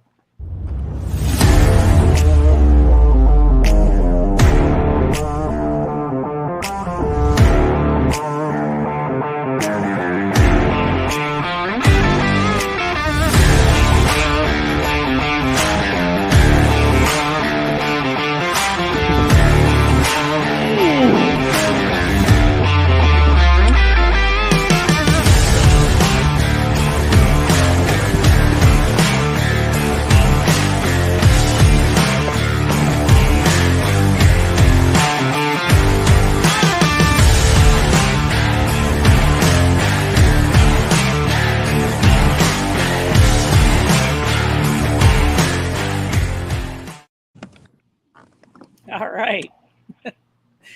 It's dangerous leaving me in charge for this stuff. Guys, I've got some commotion by me, so I'm still here audio wise, but I've got the video off for just a second so that it's not distracting the audience. All right. All right, let me scroll back up to the board. Don't everybody get dizzy while I do it. Okay. There we go. So, Maniacs and the Maulers, we have no change in score there. Still 152 3/4 to 44 3/4. So, all right. Well, in the Rhode Island Connecticut game, we have a little bit of a change here. So, Rhode Island's still at 175.5, but Connecticut found another 15-inch fish, so they are up to 95 inches now. All right. That one's pretty much. I mean, those first two matches, Lauren, we got 30 minutes left. Yeah. I mean, those unless there's a bunch of fish that haven't been uploaded, those two matches are a wrap. Right. So New York Empire still at 58 3/4. Warhawk still at 30 3/4. Oh no, we got one. Got one on the board, Greg. Hey, listen. Two fish, two keepers, and y'all are right in the match. It's a tie match. Two keepers. You're exactly right. So Delaware Doom at 121, Virginia Reapers at 60.5. They're exactly doubled up. Yep. So. And that may be another one that's past catching. Right. Yep. Indianapolis Knights are at 166.5 to Shiners 106. Lauren, let's look at Indianapolis because that game, I still think with 30 minutes to go, that game could change. It could be closer than we think. That's a limit for Indy. And it looks like they're on about a 16.5, 16 3/4 bite. Yep. Tennessee, I mean, Indianapolis with the bag, so they got the advantage in fish, but they're also on just a better overall bite than Tennessee is. Yep. And Indianapolis has more consistent, their fish size is more consistent than Tennessee's. Correct. So. But again, I know I've fished that lake. Sam will be the first one to attest to it. That can change in a matter of moments. Right. That's right. You're not gonna find the 20s, the 21s there consistently. But look, they could run into they're 318s behind. Yeah. 318s and another keeper that'll get them at the limit. I mean, it's potential. They've got 7. Oh, they got 7, so they need 3 to fill the bag. I mean, that 3 could get it close, and then you never know what could happen with a coal. Yep. So it's not over yet, especially if everybody starts getting on fish. So, all right, that Deep South Kraken 112 to the Alabama Hammers 105 3/4. I still didn't go and look and see who's got that one. Well, we should talk about North MVPs, and I know it's hard to give MVPs in a loss, but John Lessman and Harvey should certainly get a look, even though they haven't done nothing great. But to go down there on that body of water and be in contention against that team with just 2v4, that's MVP heart right there. MVP heart, no doubt. No doubt. Absolutely. Yep. So. Carolina Casters and the Tar Heel Lunkers. Carolina is up 90.5 now to Tar Heels 31. So that game's Carolina's put up more since the last time we looked at it. Tar Heel, you say Carolina Casters has 19? 90.5. They have 90.5. 90. Okay. 90. Okay. Yep. Gotcha. So they've put up some more fish because they were down around 60, I think. Right. So Florida Copperheads 159 3/4 to Coosa's 124 3/4. That could change real quick. Yep. And that's a 3v4 match also there. So. Yep. All right, Palmetto Punishers are now up to 185.5 against the Swamp Dockies at 115 3/4. They just put up a 21.5, a 19, and 17 3/4 that were not accounted for last time we looked at their scores. Yeah, so those calls are huge. I mean, just continue to create that separation. Yep. So Motor City and the Southern Slayers. Motor City is now up to 174.5 to Southern Slayers 139.25. And Greg, on Monday we're gonna have a lot. I mean, that whole screen is gonna change on the playoff implications. Oh, it's gonna be incredible. Yep. I mean, yeah, it's gonna be all over the place. It's gonna be like an Etch-a-Sketch. Yeah, Just no take doubt. it, shake it off clean, and start over. Yep, that's it. All right. So on the Hogs and the Natural State Eagles are at 121, and the Arkansas Hogs are at 31.5. That game's just turning into a rout there. And shocking that both teams. Yeah. I expected both teams to have bigger numbers, but just to see that separation, wow. Yeah. Oklahoma Outlaws and Louisiana Hurricanes, 62.25 for the Outlaws and 18 for the Hurricanes. Another one that just, I mean, what do you say? I mean, just surprising at the lack of output there. You know, I mean, I know no Kamen Rasmussen for the Oklahoma Outlaws, but for the Louisiana Hurricanes, Levis Cassidy and Brad Case both being there. I'm not sure if Blake Hennigan's with them this week or not. Just surprised that they're just at 18. I wonder if that, to me, that sounds more like maybe a lack of signal for some people. Right. Yeah. Yeah. So that's one that we'll just have to kind of keep an eye on, after we get done broadcasting and see what happens with that one. So how are we looking overall? That was going to be my next question. I mean, Eric Palance has upgraded another fish. He looks like he's up to 161.75. I mean, that's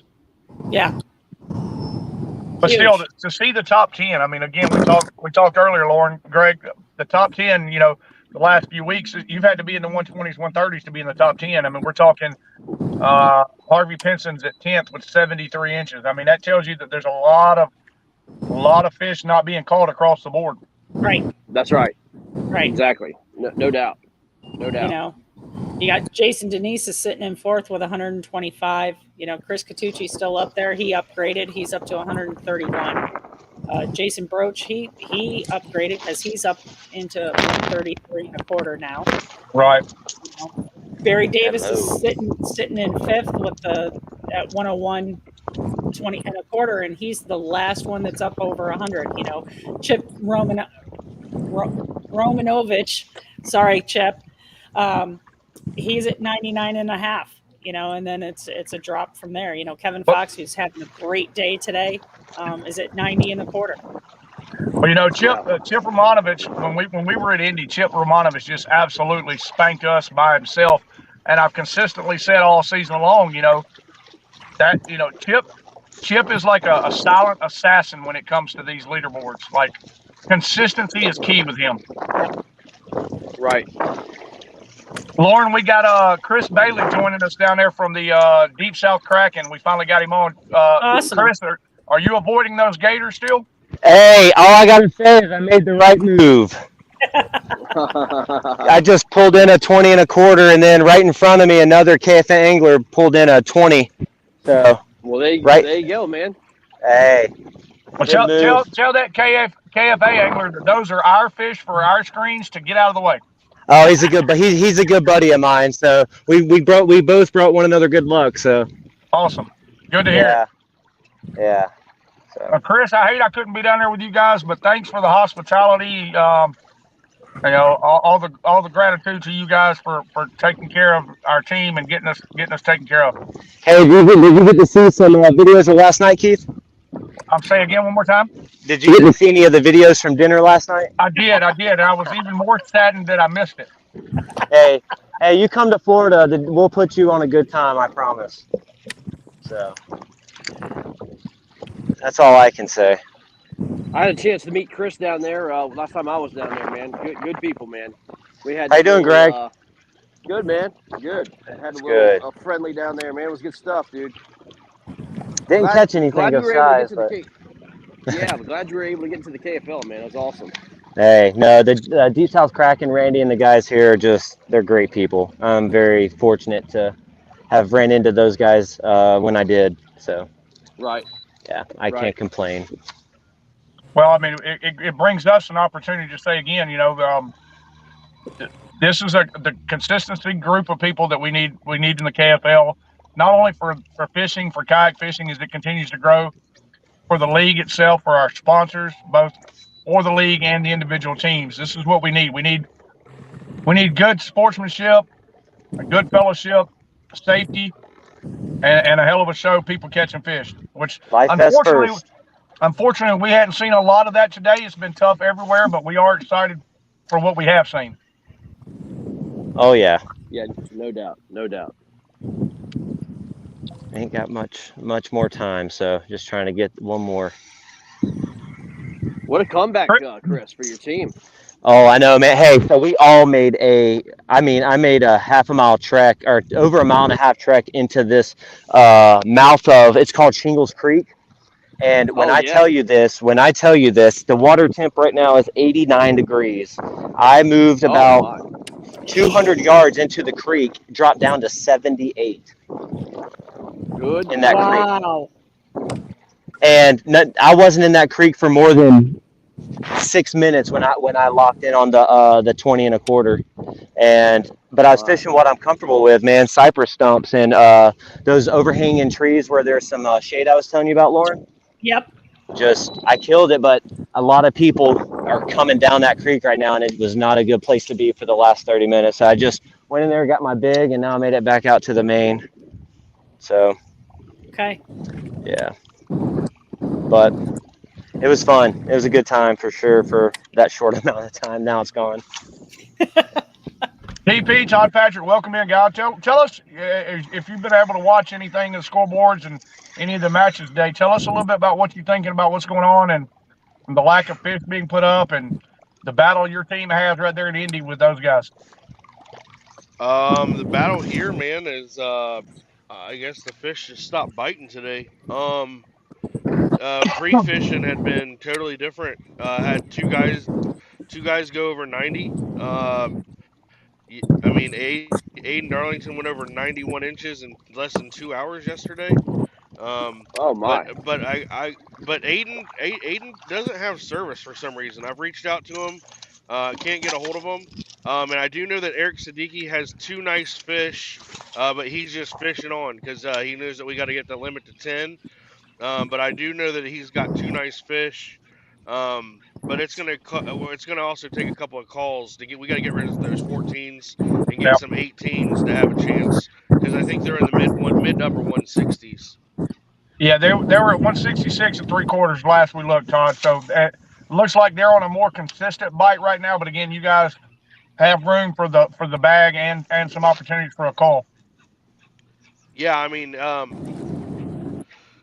it seems like the bites have come in flurries. Earlier I watched Aiden catch 3 fish in about 30 minutes, and then after that it died off for hours. Yeah. Sam can attest to how the bite's been really finicky today. He even said something in our live stream multiple times about how stingy it's been, but congrats to Indianapolis on what they've done. They're chasing the number 1 seed with a win today, with the number 1 spot in the Northwest with a win today, no matter what Motor City does. And man, if they get this W, no other team more deserving. Well, but you guys still have some say-so in it. You guys are not out of it. I mean, we talked about it throughout the whole live broadcast. We fully expected this match to come down to the last few minutes. You got a bunch of good anglers on that squad that's up there at Manitou, and they're going to fight until the whistle blows. Yeah. Somebody's yelling. They caught a big one. I don't know whose team they're on.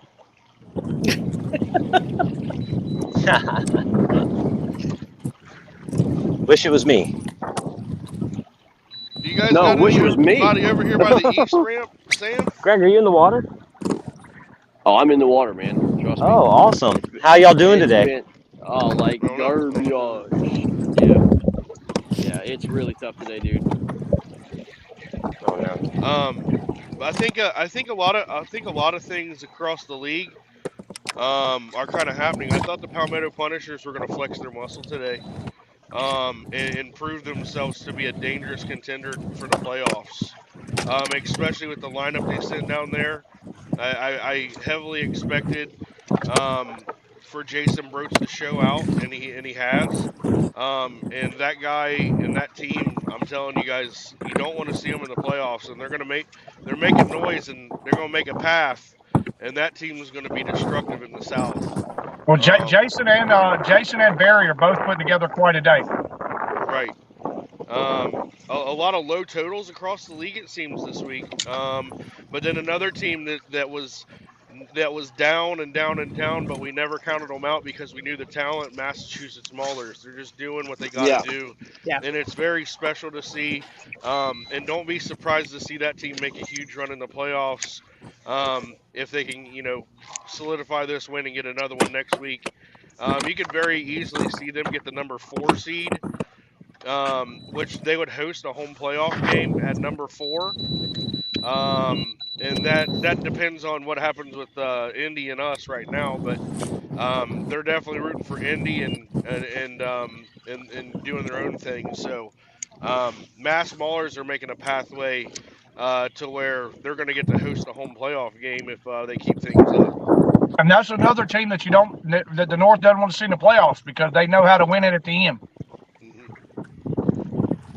With the parity and everything like what's happening, I still think that we've got a heavy shot of having a team in the South and the North at 4-4 getting into the playoffs. Just what team, who are the beneficiary, who's going to benefit from it? It looks like the Copperheads are taking care of business on Okeechobee, which is huge because they've got a tough matchup next week. And um, Mass Maulers are just standing out to me what they've been able to do and come on strong lately. Todd, tell us a little bit what you think about this new team out of Arkansas, the Natural State Eagles. They're out there putting a number on Arkansas right now. I picked them to win. Right. Actually, I did. So did I. And I even in my power rankings that I had the Arkansas Hogs number 1 overall. They had a lot of backing for that. Coosa Kingfishers were right there with them. Hang on, let me turn off my drone, guys. My apologies. Todd's got it all going on.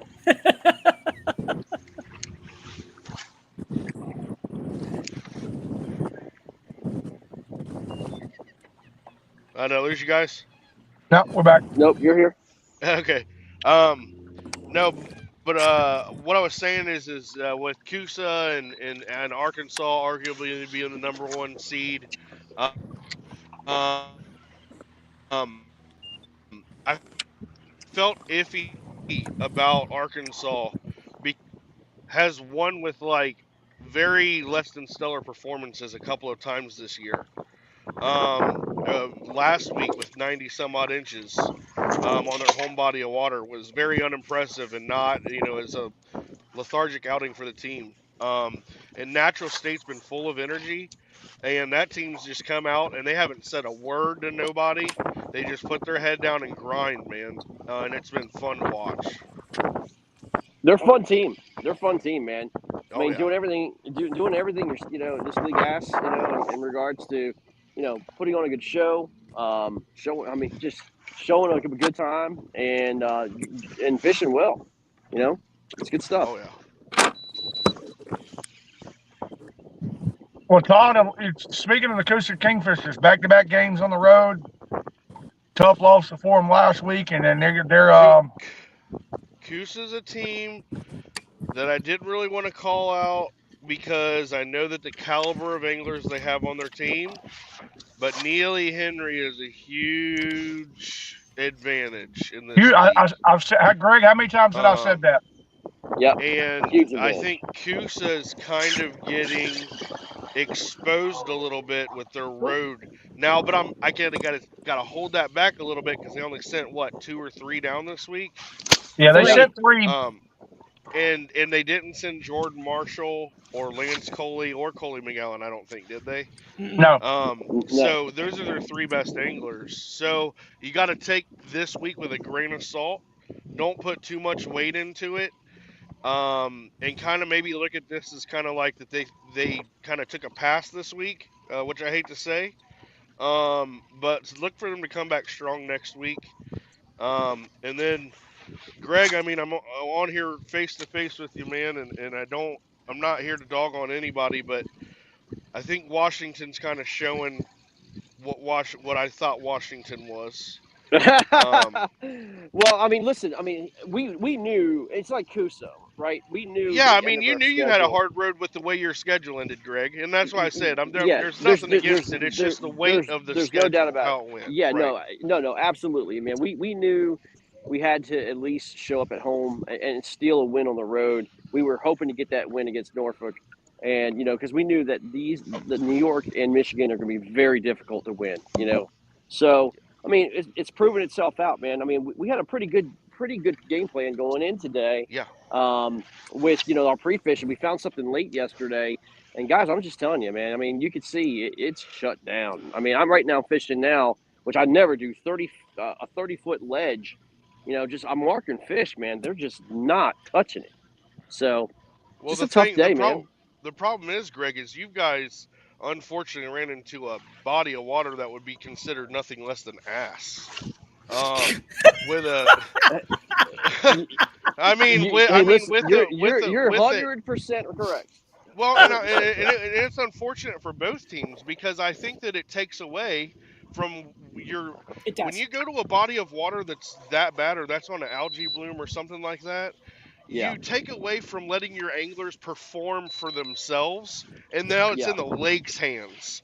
And when you do that, it's not really a true taste of what the anglers on both teams are doing, because I feel like New Correct. York and Washington are very evenly matched on a good body of water. That should have And Yeah. been that should have yeah, been a game to watch this week. I agree with you, Todd. I think that should have been a must watch game had it been on the right body of water. yeah, But somebody has I, to win, y'all. Listen, here's the deal. We're Right. not of making course, excuses. no, no Somebody. excuses. Yeah, no excuses, man. Somebody has to win. We just didn't catch enough dinks to overdink them. Well, I mean, that's right now. You know what But I I mean? mean, but when So, you're facing an algae bloom, that's something that's kind of out of control. yeah, That and this is from the outside looking in. I feel like it should have heavily considered maybe a date change or a body of water change, but it didn't happen that way, and that's both teams went yep, ahead with it. yep. But I think that if we're watching this on maybe another lake down the street, maybe we don't have this outcome because New York, I mean, is equally unimpressive at home on a home body of water, But I think that I think it's more the Yeah, lake talking than the fishing. Well, yeah. well, Todd, No doubt. while we got you on here, Todd, guys, we got about 9 minutes left in the morning matches. Lauren, do we want to pull Fishing Chaos up one more time and let's take a look at where everything's closing out at? Yeah, sure. Give me just 1 second here. And let me do the voodoo that I'm supposed to do here. All right, here we go. Again, still no changes to that Mahler's Maniacs game. Maulers, look like they're going to walk away with that one. The Maulers are probably already back at home taking a nap at this point. Yeah. No. If Ken was fishing, is Ken fishing this week? Yes.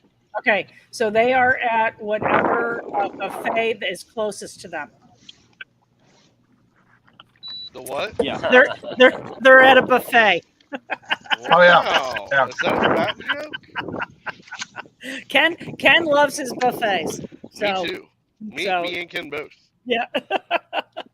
So, Todd, before we move to that next match with Rhode Island and Connecticut, let's have a little look forward to the Granite State Sticks and the Bay State Attack next Saturday by themselves. Their prime time, essentially the Monday Night Football of the Week 8 matches. Talk to us a little bit about that match and tell us what you see happening. Bay State's Rich Biggie and then them guys are I mean, well, fishing lights out, and we know we've seen the Granite State sticks all year. Tell us what you think about that match for next week.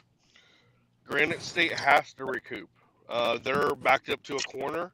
With only one loss, they're backed up to a corner because you can't lose 3, because if you lose 3 here, I feel, and I'm talking as if Indianapolis has won today, right? Indianapolis very easily can get the number 1 seed in the North if Granite State doesn't take care of business. Granite State Right. has to go out. Jake Angelis has to go out and be Jake Angelis. Matt Lee has to go out and be Matt Lee, and they just got to go out there and they got to take care of Bay State first. Bay State is one of the hottest teams in the league behind Pennsylvania and Southern Slayers going into this week. And, you can't let Rich Biggie go out there and put up a big limit and get you nervous on your home body of water. So you got to take care of Bay State and move on. And if so, I think that Granite State cruises to the number 1 overall seed and everything goes through Winnie. And if everything goes through Winnie, Granite State's going to be a hard team to knock off. And I think that their road to the championship is it's paved. It's not lined yet, but it's paved. Let me throw a little monkey wrench in that. Okay. So this game is going to be played next Saturday, right? Up on Winnie. There's going to be, not only do you have this KFL match going on up there, you have the EKF match going on Saturday, and it's a 2-day KBF event as well. Yep. So you've got So there's going to be areas more are going to be taken, and there's going to be Correct. visitors fishing next to you. Got it. Correct. It's going to get beat up within this next week. Yes. So the usual space that these guys would have had, Granite State and even Bay State, the usual space that they would have had to be able to spread out, if you will, and kind of use the space. That's going to get a little bit tighter, just knowing there's a lot more traffic. It's not just one match. There's a lot more traffic that's going to be on that lake next week. Yeah, and Lauren, by saying that, I think that definitely benefits the away team, right? That takes away from the home team that has their spots. Like, I'm going here, I'm doing this, my fish are here, these are my pets, and maybe your pets are getting fished by Cody Milton and others. So, you gotta adjust, and this is going to be a good. It's going to be a good test of how Granite State can adjust. And if they can adjust and take care of business here, I think what it's going to do is it's going to put pressure on the Jakes and Matt Lee. They're going to have to go and do Jake and Matt Lee type things that they do on this lake. It's going to force them. They're going to go. They're going to have to go to the deeper fishing that they normally do. They're going to have to rely on that because I think a lot of the other shallower spots are going to be, they will be occupied. And I think that, but I don't necessarily say that Winnie is a home field advantage for Granite State either. This is one of those lakes that gets fished so heavily by all the Northeast teams that Winnie can almost be home field advantage for any of the Northeast teams up there. Truly.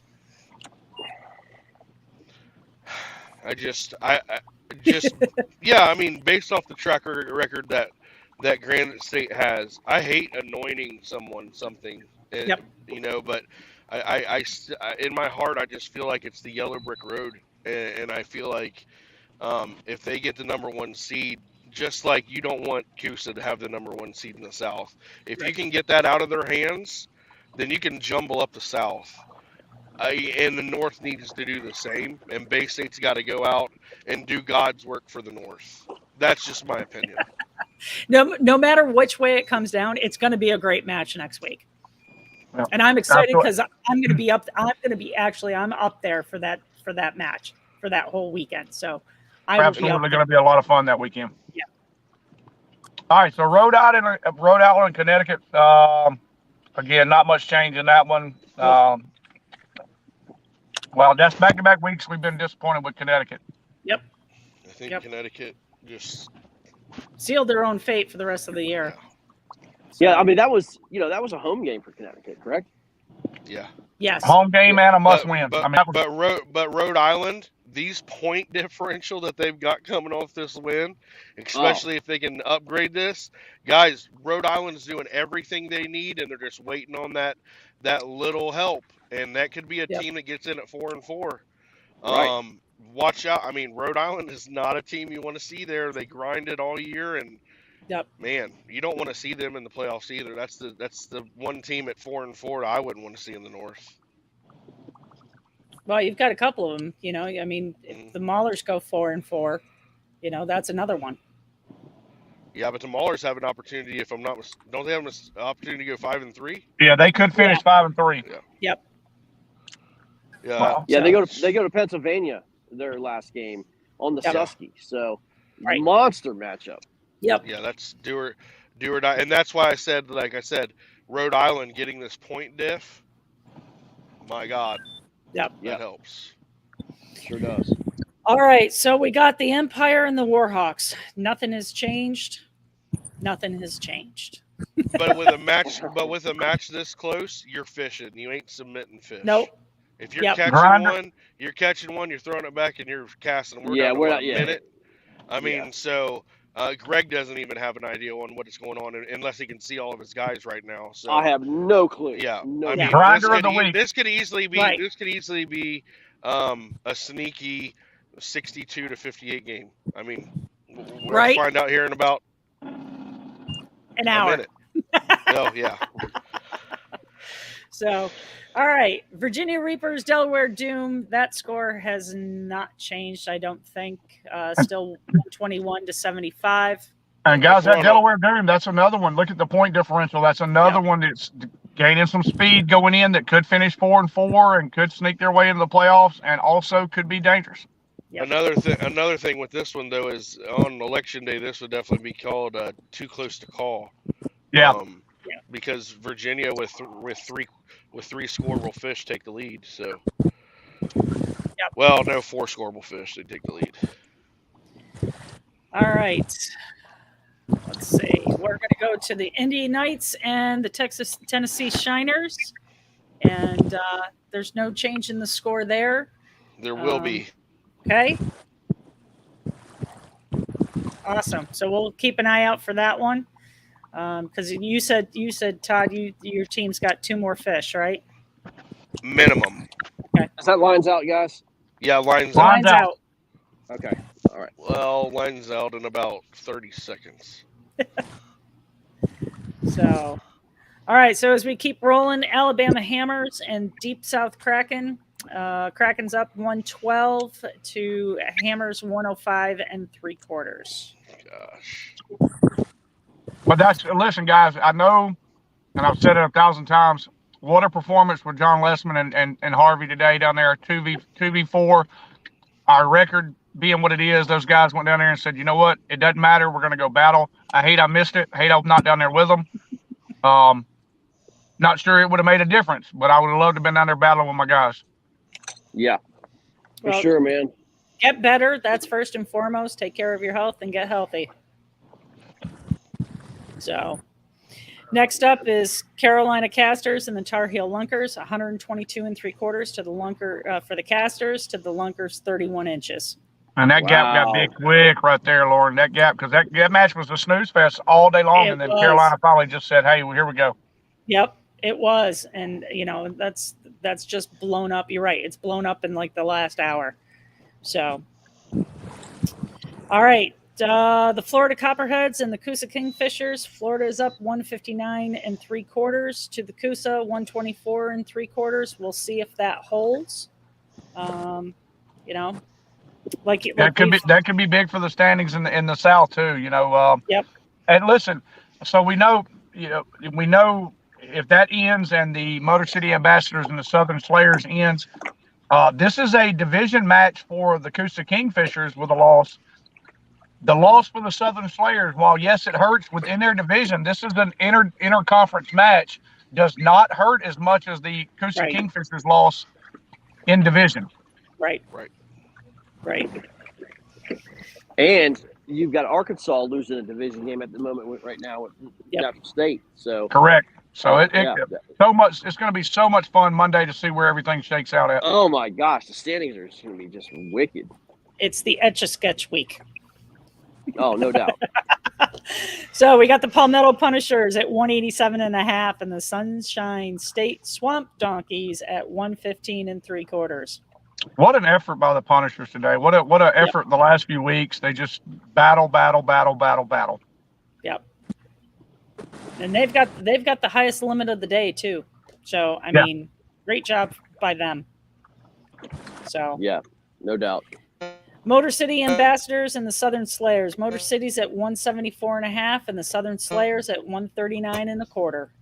And that one still could change. Southern Slayers does not have a bag. There's not a limit put up. We don't know if it's something could be off with a couple of the anglers. Who knows? I know a couple of them found some good fish, so let's see if that changes any.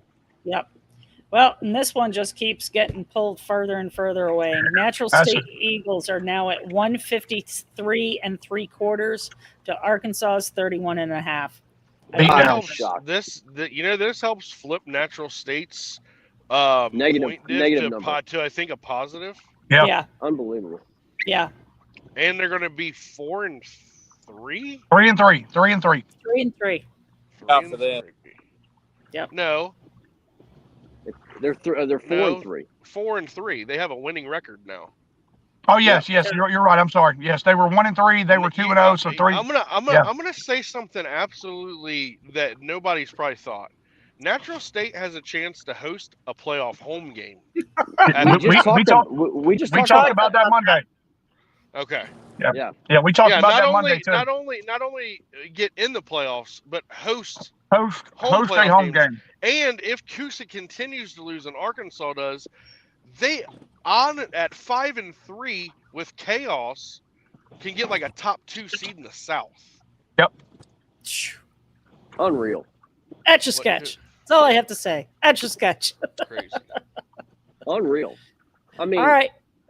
I just can't. I'm speechless with that, man. I mean, Props what an to opportunity to come in there, man. Yeah. I mean, yeah. Incredible. Snooze fest. Yeah. Oklahoma Outlaws and the Louisiana Hurricanes. Outlaws at 62 1/4 and the Hurricanes at 18. And wow. That was not expected to go that way in any way, shape, or form. Absolutely. No, I mean, the low totals on both sides and the gap. I mean, again, let's just hope there's a lot of fish not uploaded. Yep. Yeah, because I mean that lake is a good lake. I mean, it's showed out the last couple of weeks. So right. I don't know. That's crazy. It's the moon phase. Moon phase, solar flares. What else have we got going? It's a terrible moon phase for fishing. I mean, there was one short little peak at 8:30 today, and that was it. The rest of it was dead. So that's the only thing, because otherwise conditions have been more than favorable here. I mean, we've had overcast, rain off and on, a breeze. We didn't see the recreational boats get out until later than normal. There was a 15-boat bass tournament, and they were really spread out, and they weren't on top of us like they normally are. I mean, the only thing that's off is the moon phase, so that's what I'm going. And the solar flares, man. Don't forget the solar flares. Don't forget the solar flares. Yeah, I'm feeling a headache coming on, so that's probably that too. Well, what definitely did not sell short today was 3 Bells and Cross Kicks and Ripid Energy, presenting you guys with Week 8 of the KFL. Shake Up Saturday, Separation Saturday, Etch-a-Sketch Saturday, as Lauren has called it. Guys, we're going to have a hell of a show Monday. A lot to talk about, Greg. Oh, absolutely, man. I can't wait to see how this all shakes out. I mean, until we put pen to paper, I don't know, man. Interesting. Yeah. Very absolutely. Interesting. All right. Well, guys, any closing thoughts before we wrap this stream up? I want to congratulate New York Empire, man. I mean, beautiful area. I mean, I had a great time. The people here are amazing.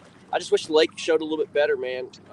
It's a shame we couldn't really showcase any team's talents, really. I mean, truly. I think what the biggest fish on the board for us was like total team-wise was maybe, what, a 15-incher or something like that? 15 3/4 last I saw. Yep. I mean, that's, you know, that's just a bad day all around for both teams, man. So, but all that being said, man, we got to regroup, and we're going to come back strong, man. Let's go. Yeah. To take a quick second to give a shout out to Eric Siddiqui. The dude just traveled across the world and then halfway across the country, drove 16 hours flying. Tough day, huh? Dude, my gosh, what a tough day, dude. Jacob. Greg, man. Yeah, what's up, nice buddy? to meet you. How you doing, man? Good to see you, dude. Congratulations, man. Thank you. Yeah. Sorry it wasn't better. Yeah, hey, no problem, man. I mean, hey, I get it, man. But that was a brutal day, my friend. Dude, this place is awesome. Right. It's nothing like this. Right. Well, I'm convinced. I'm convinced. Like somebody from like I don't know, maybe Virginia Reapers, like flooded this place like with algae. You know what I mean? Crazy. It is, man. Well, congratulations, guys, man. You know, I wish we had better conditions, man. But hey, you know, it is what it is. Safe travel. Yeah. Well, we're gonna go get something to eat, or I'm sorry, you guys are in a tournament right now, right? Yeah. Right now. Well, go freaking fish, dude. Don't talk to me. Yeah, man. Yeah. Well, good to see you, man. Good luck. Good luck in your tournament, dude. There you go. Post game interview. Love it. Love it. Well, what a time to be an angler. What a time to be a member of the KFL, man. The season coming to an end. We got a week left. The chase for chick is on. The playoff picture, it certainly has been muddied up a little bit, but I think we got a little more clarity of who's real and who's not today. We got some teams that we weren't sure about that we're starting to have an idea is going to sneak in here and make some noise. And guys, we have 2 weeks to build up the last week of the season. It's insane. It's going to be insane. It's, you know what I mean? it's, I can't believe it. You know what the funny part for me is that like, this is week 8. Like, holy crap, we're at week 8. It's like, didn't we just start? You know, I mean, no, we did not. No. It's gone by so fast. You know, I mean, I can't believe that, you know, week 9 is, well, we have week 8.5 next week. And then week 9, the week after that, you know, on a holiday weekend. And I can't believe that we're here already. And, you know, the thing is that where we started, you know, in the beginning of the year, when we all started this, you know, we're at week 8. Hey, and the playoff picture is still not clear. And that wasn't something that we had anticipated. So it's from that perspective, that's awesome. It's awesome that we're still sitting here going, okay, there's makes and breaks still to be had. We talk about you know, League of Parity. Keith, we don't know who number 1 through number 6 is going to be on each side. We have no clue. Right. Now we know a combination of the teams that's going to be in those. Like we have an idea of who we think are going to be 1 through 6, but not in any particular order. No, and I mean, that's just crazy to me. You know, going into the last week, man. So perhaps, and it's wonderful. I mean, what more could we ask for? It's sports, what more can we ask for? That's what sports is all about. You know, if sports was predictable, it'd be boring. Right. We're at week 8 and nobody is locked in. Yeah, it's crazy, craziness, man.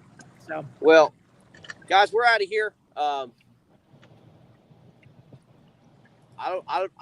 just kind of in depression mode right now. I mean, you know, it's just, man, that was a bad deal, man. All the way around. I just, man, I just wish this lake showed out. Yeah. You know, man, you know, because this lake could showcase every skill between grass, you know, ledge fishing, structure fishing, docks, everything, and it just didn't do it today. But what it did show, Greg, what it did show is you had to ask us, was it lines out, which means you fished to the last cast. Right. And what we do is fishing, it's not catching. And yes, we know it's aggravating when we're out there, you know, 8 hours in the sun and we're getting beat down on.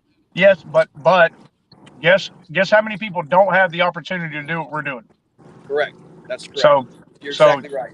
You fished hard to the end. Look, it happens. Yep, it could be a lot worse. Yeah. Well, guys, You we're could out be here, at man. you could be Thanks at for sticking work. with us today. Could be at work. All right, y'all. All right. Take care. Bye.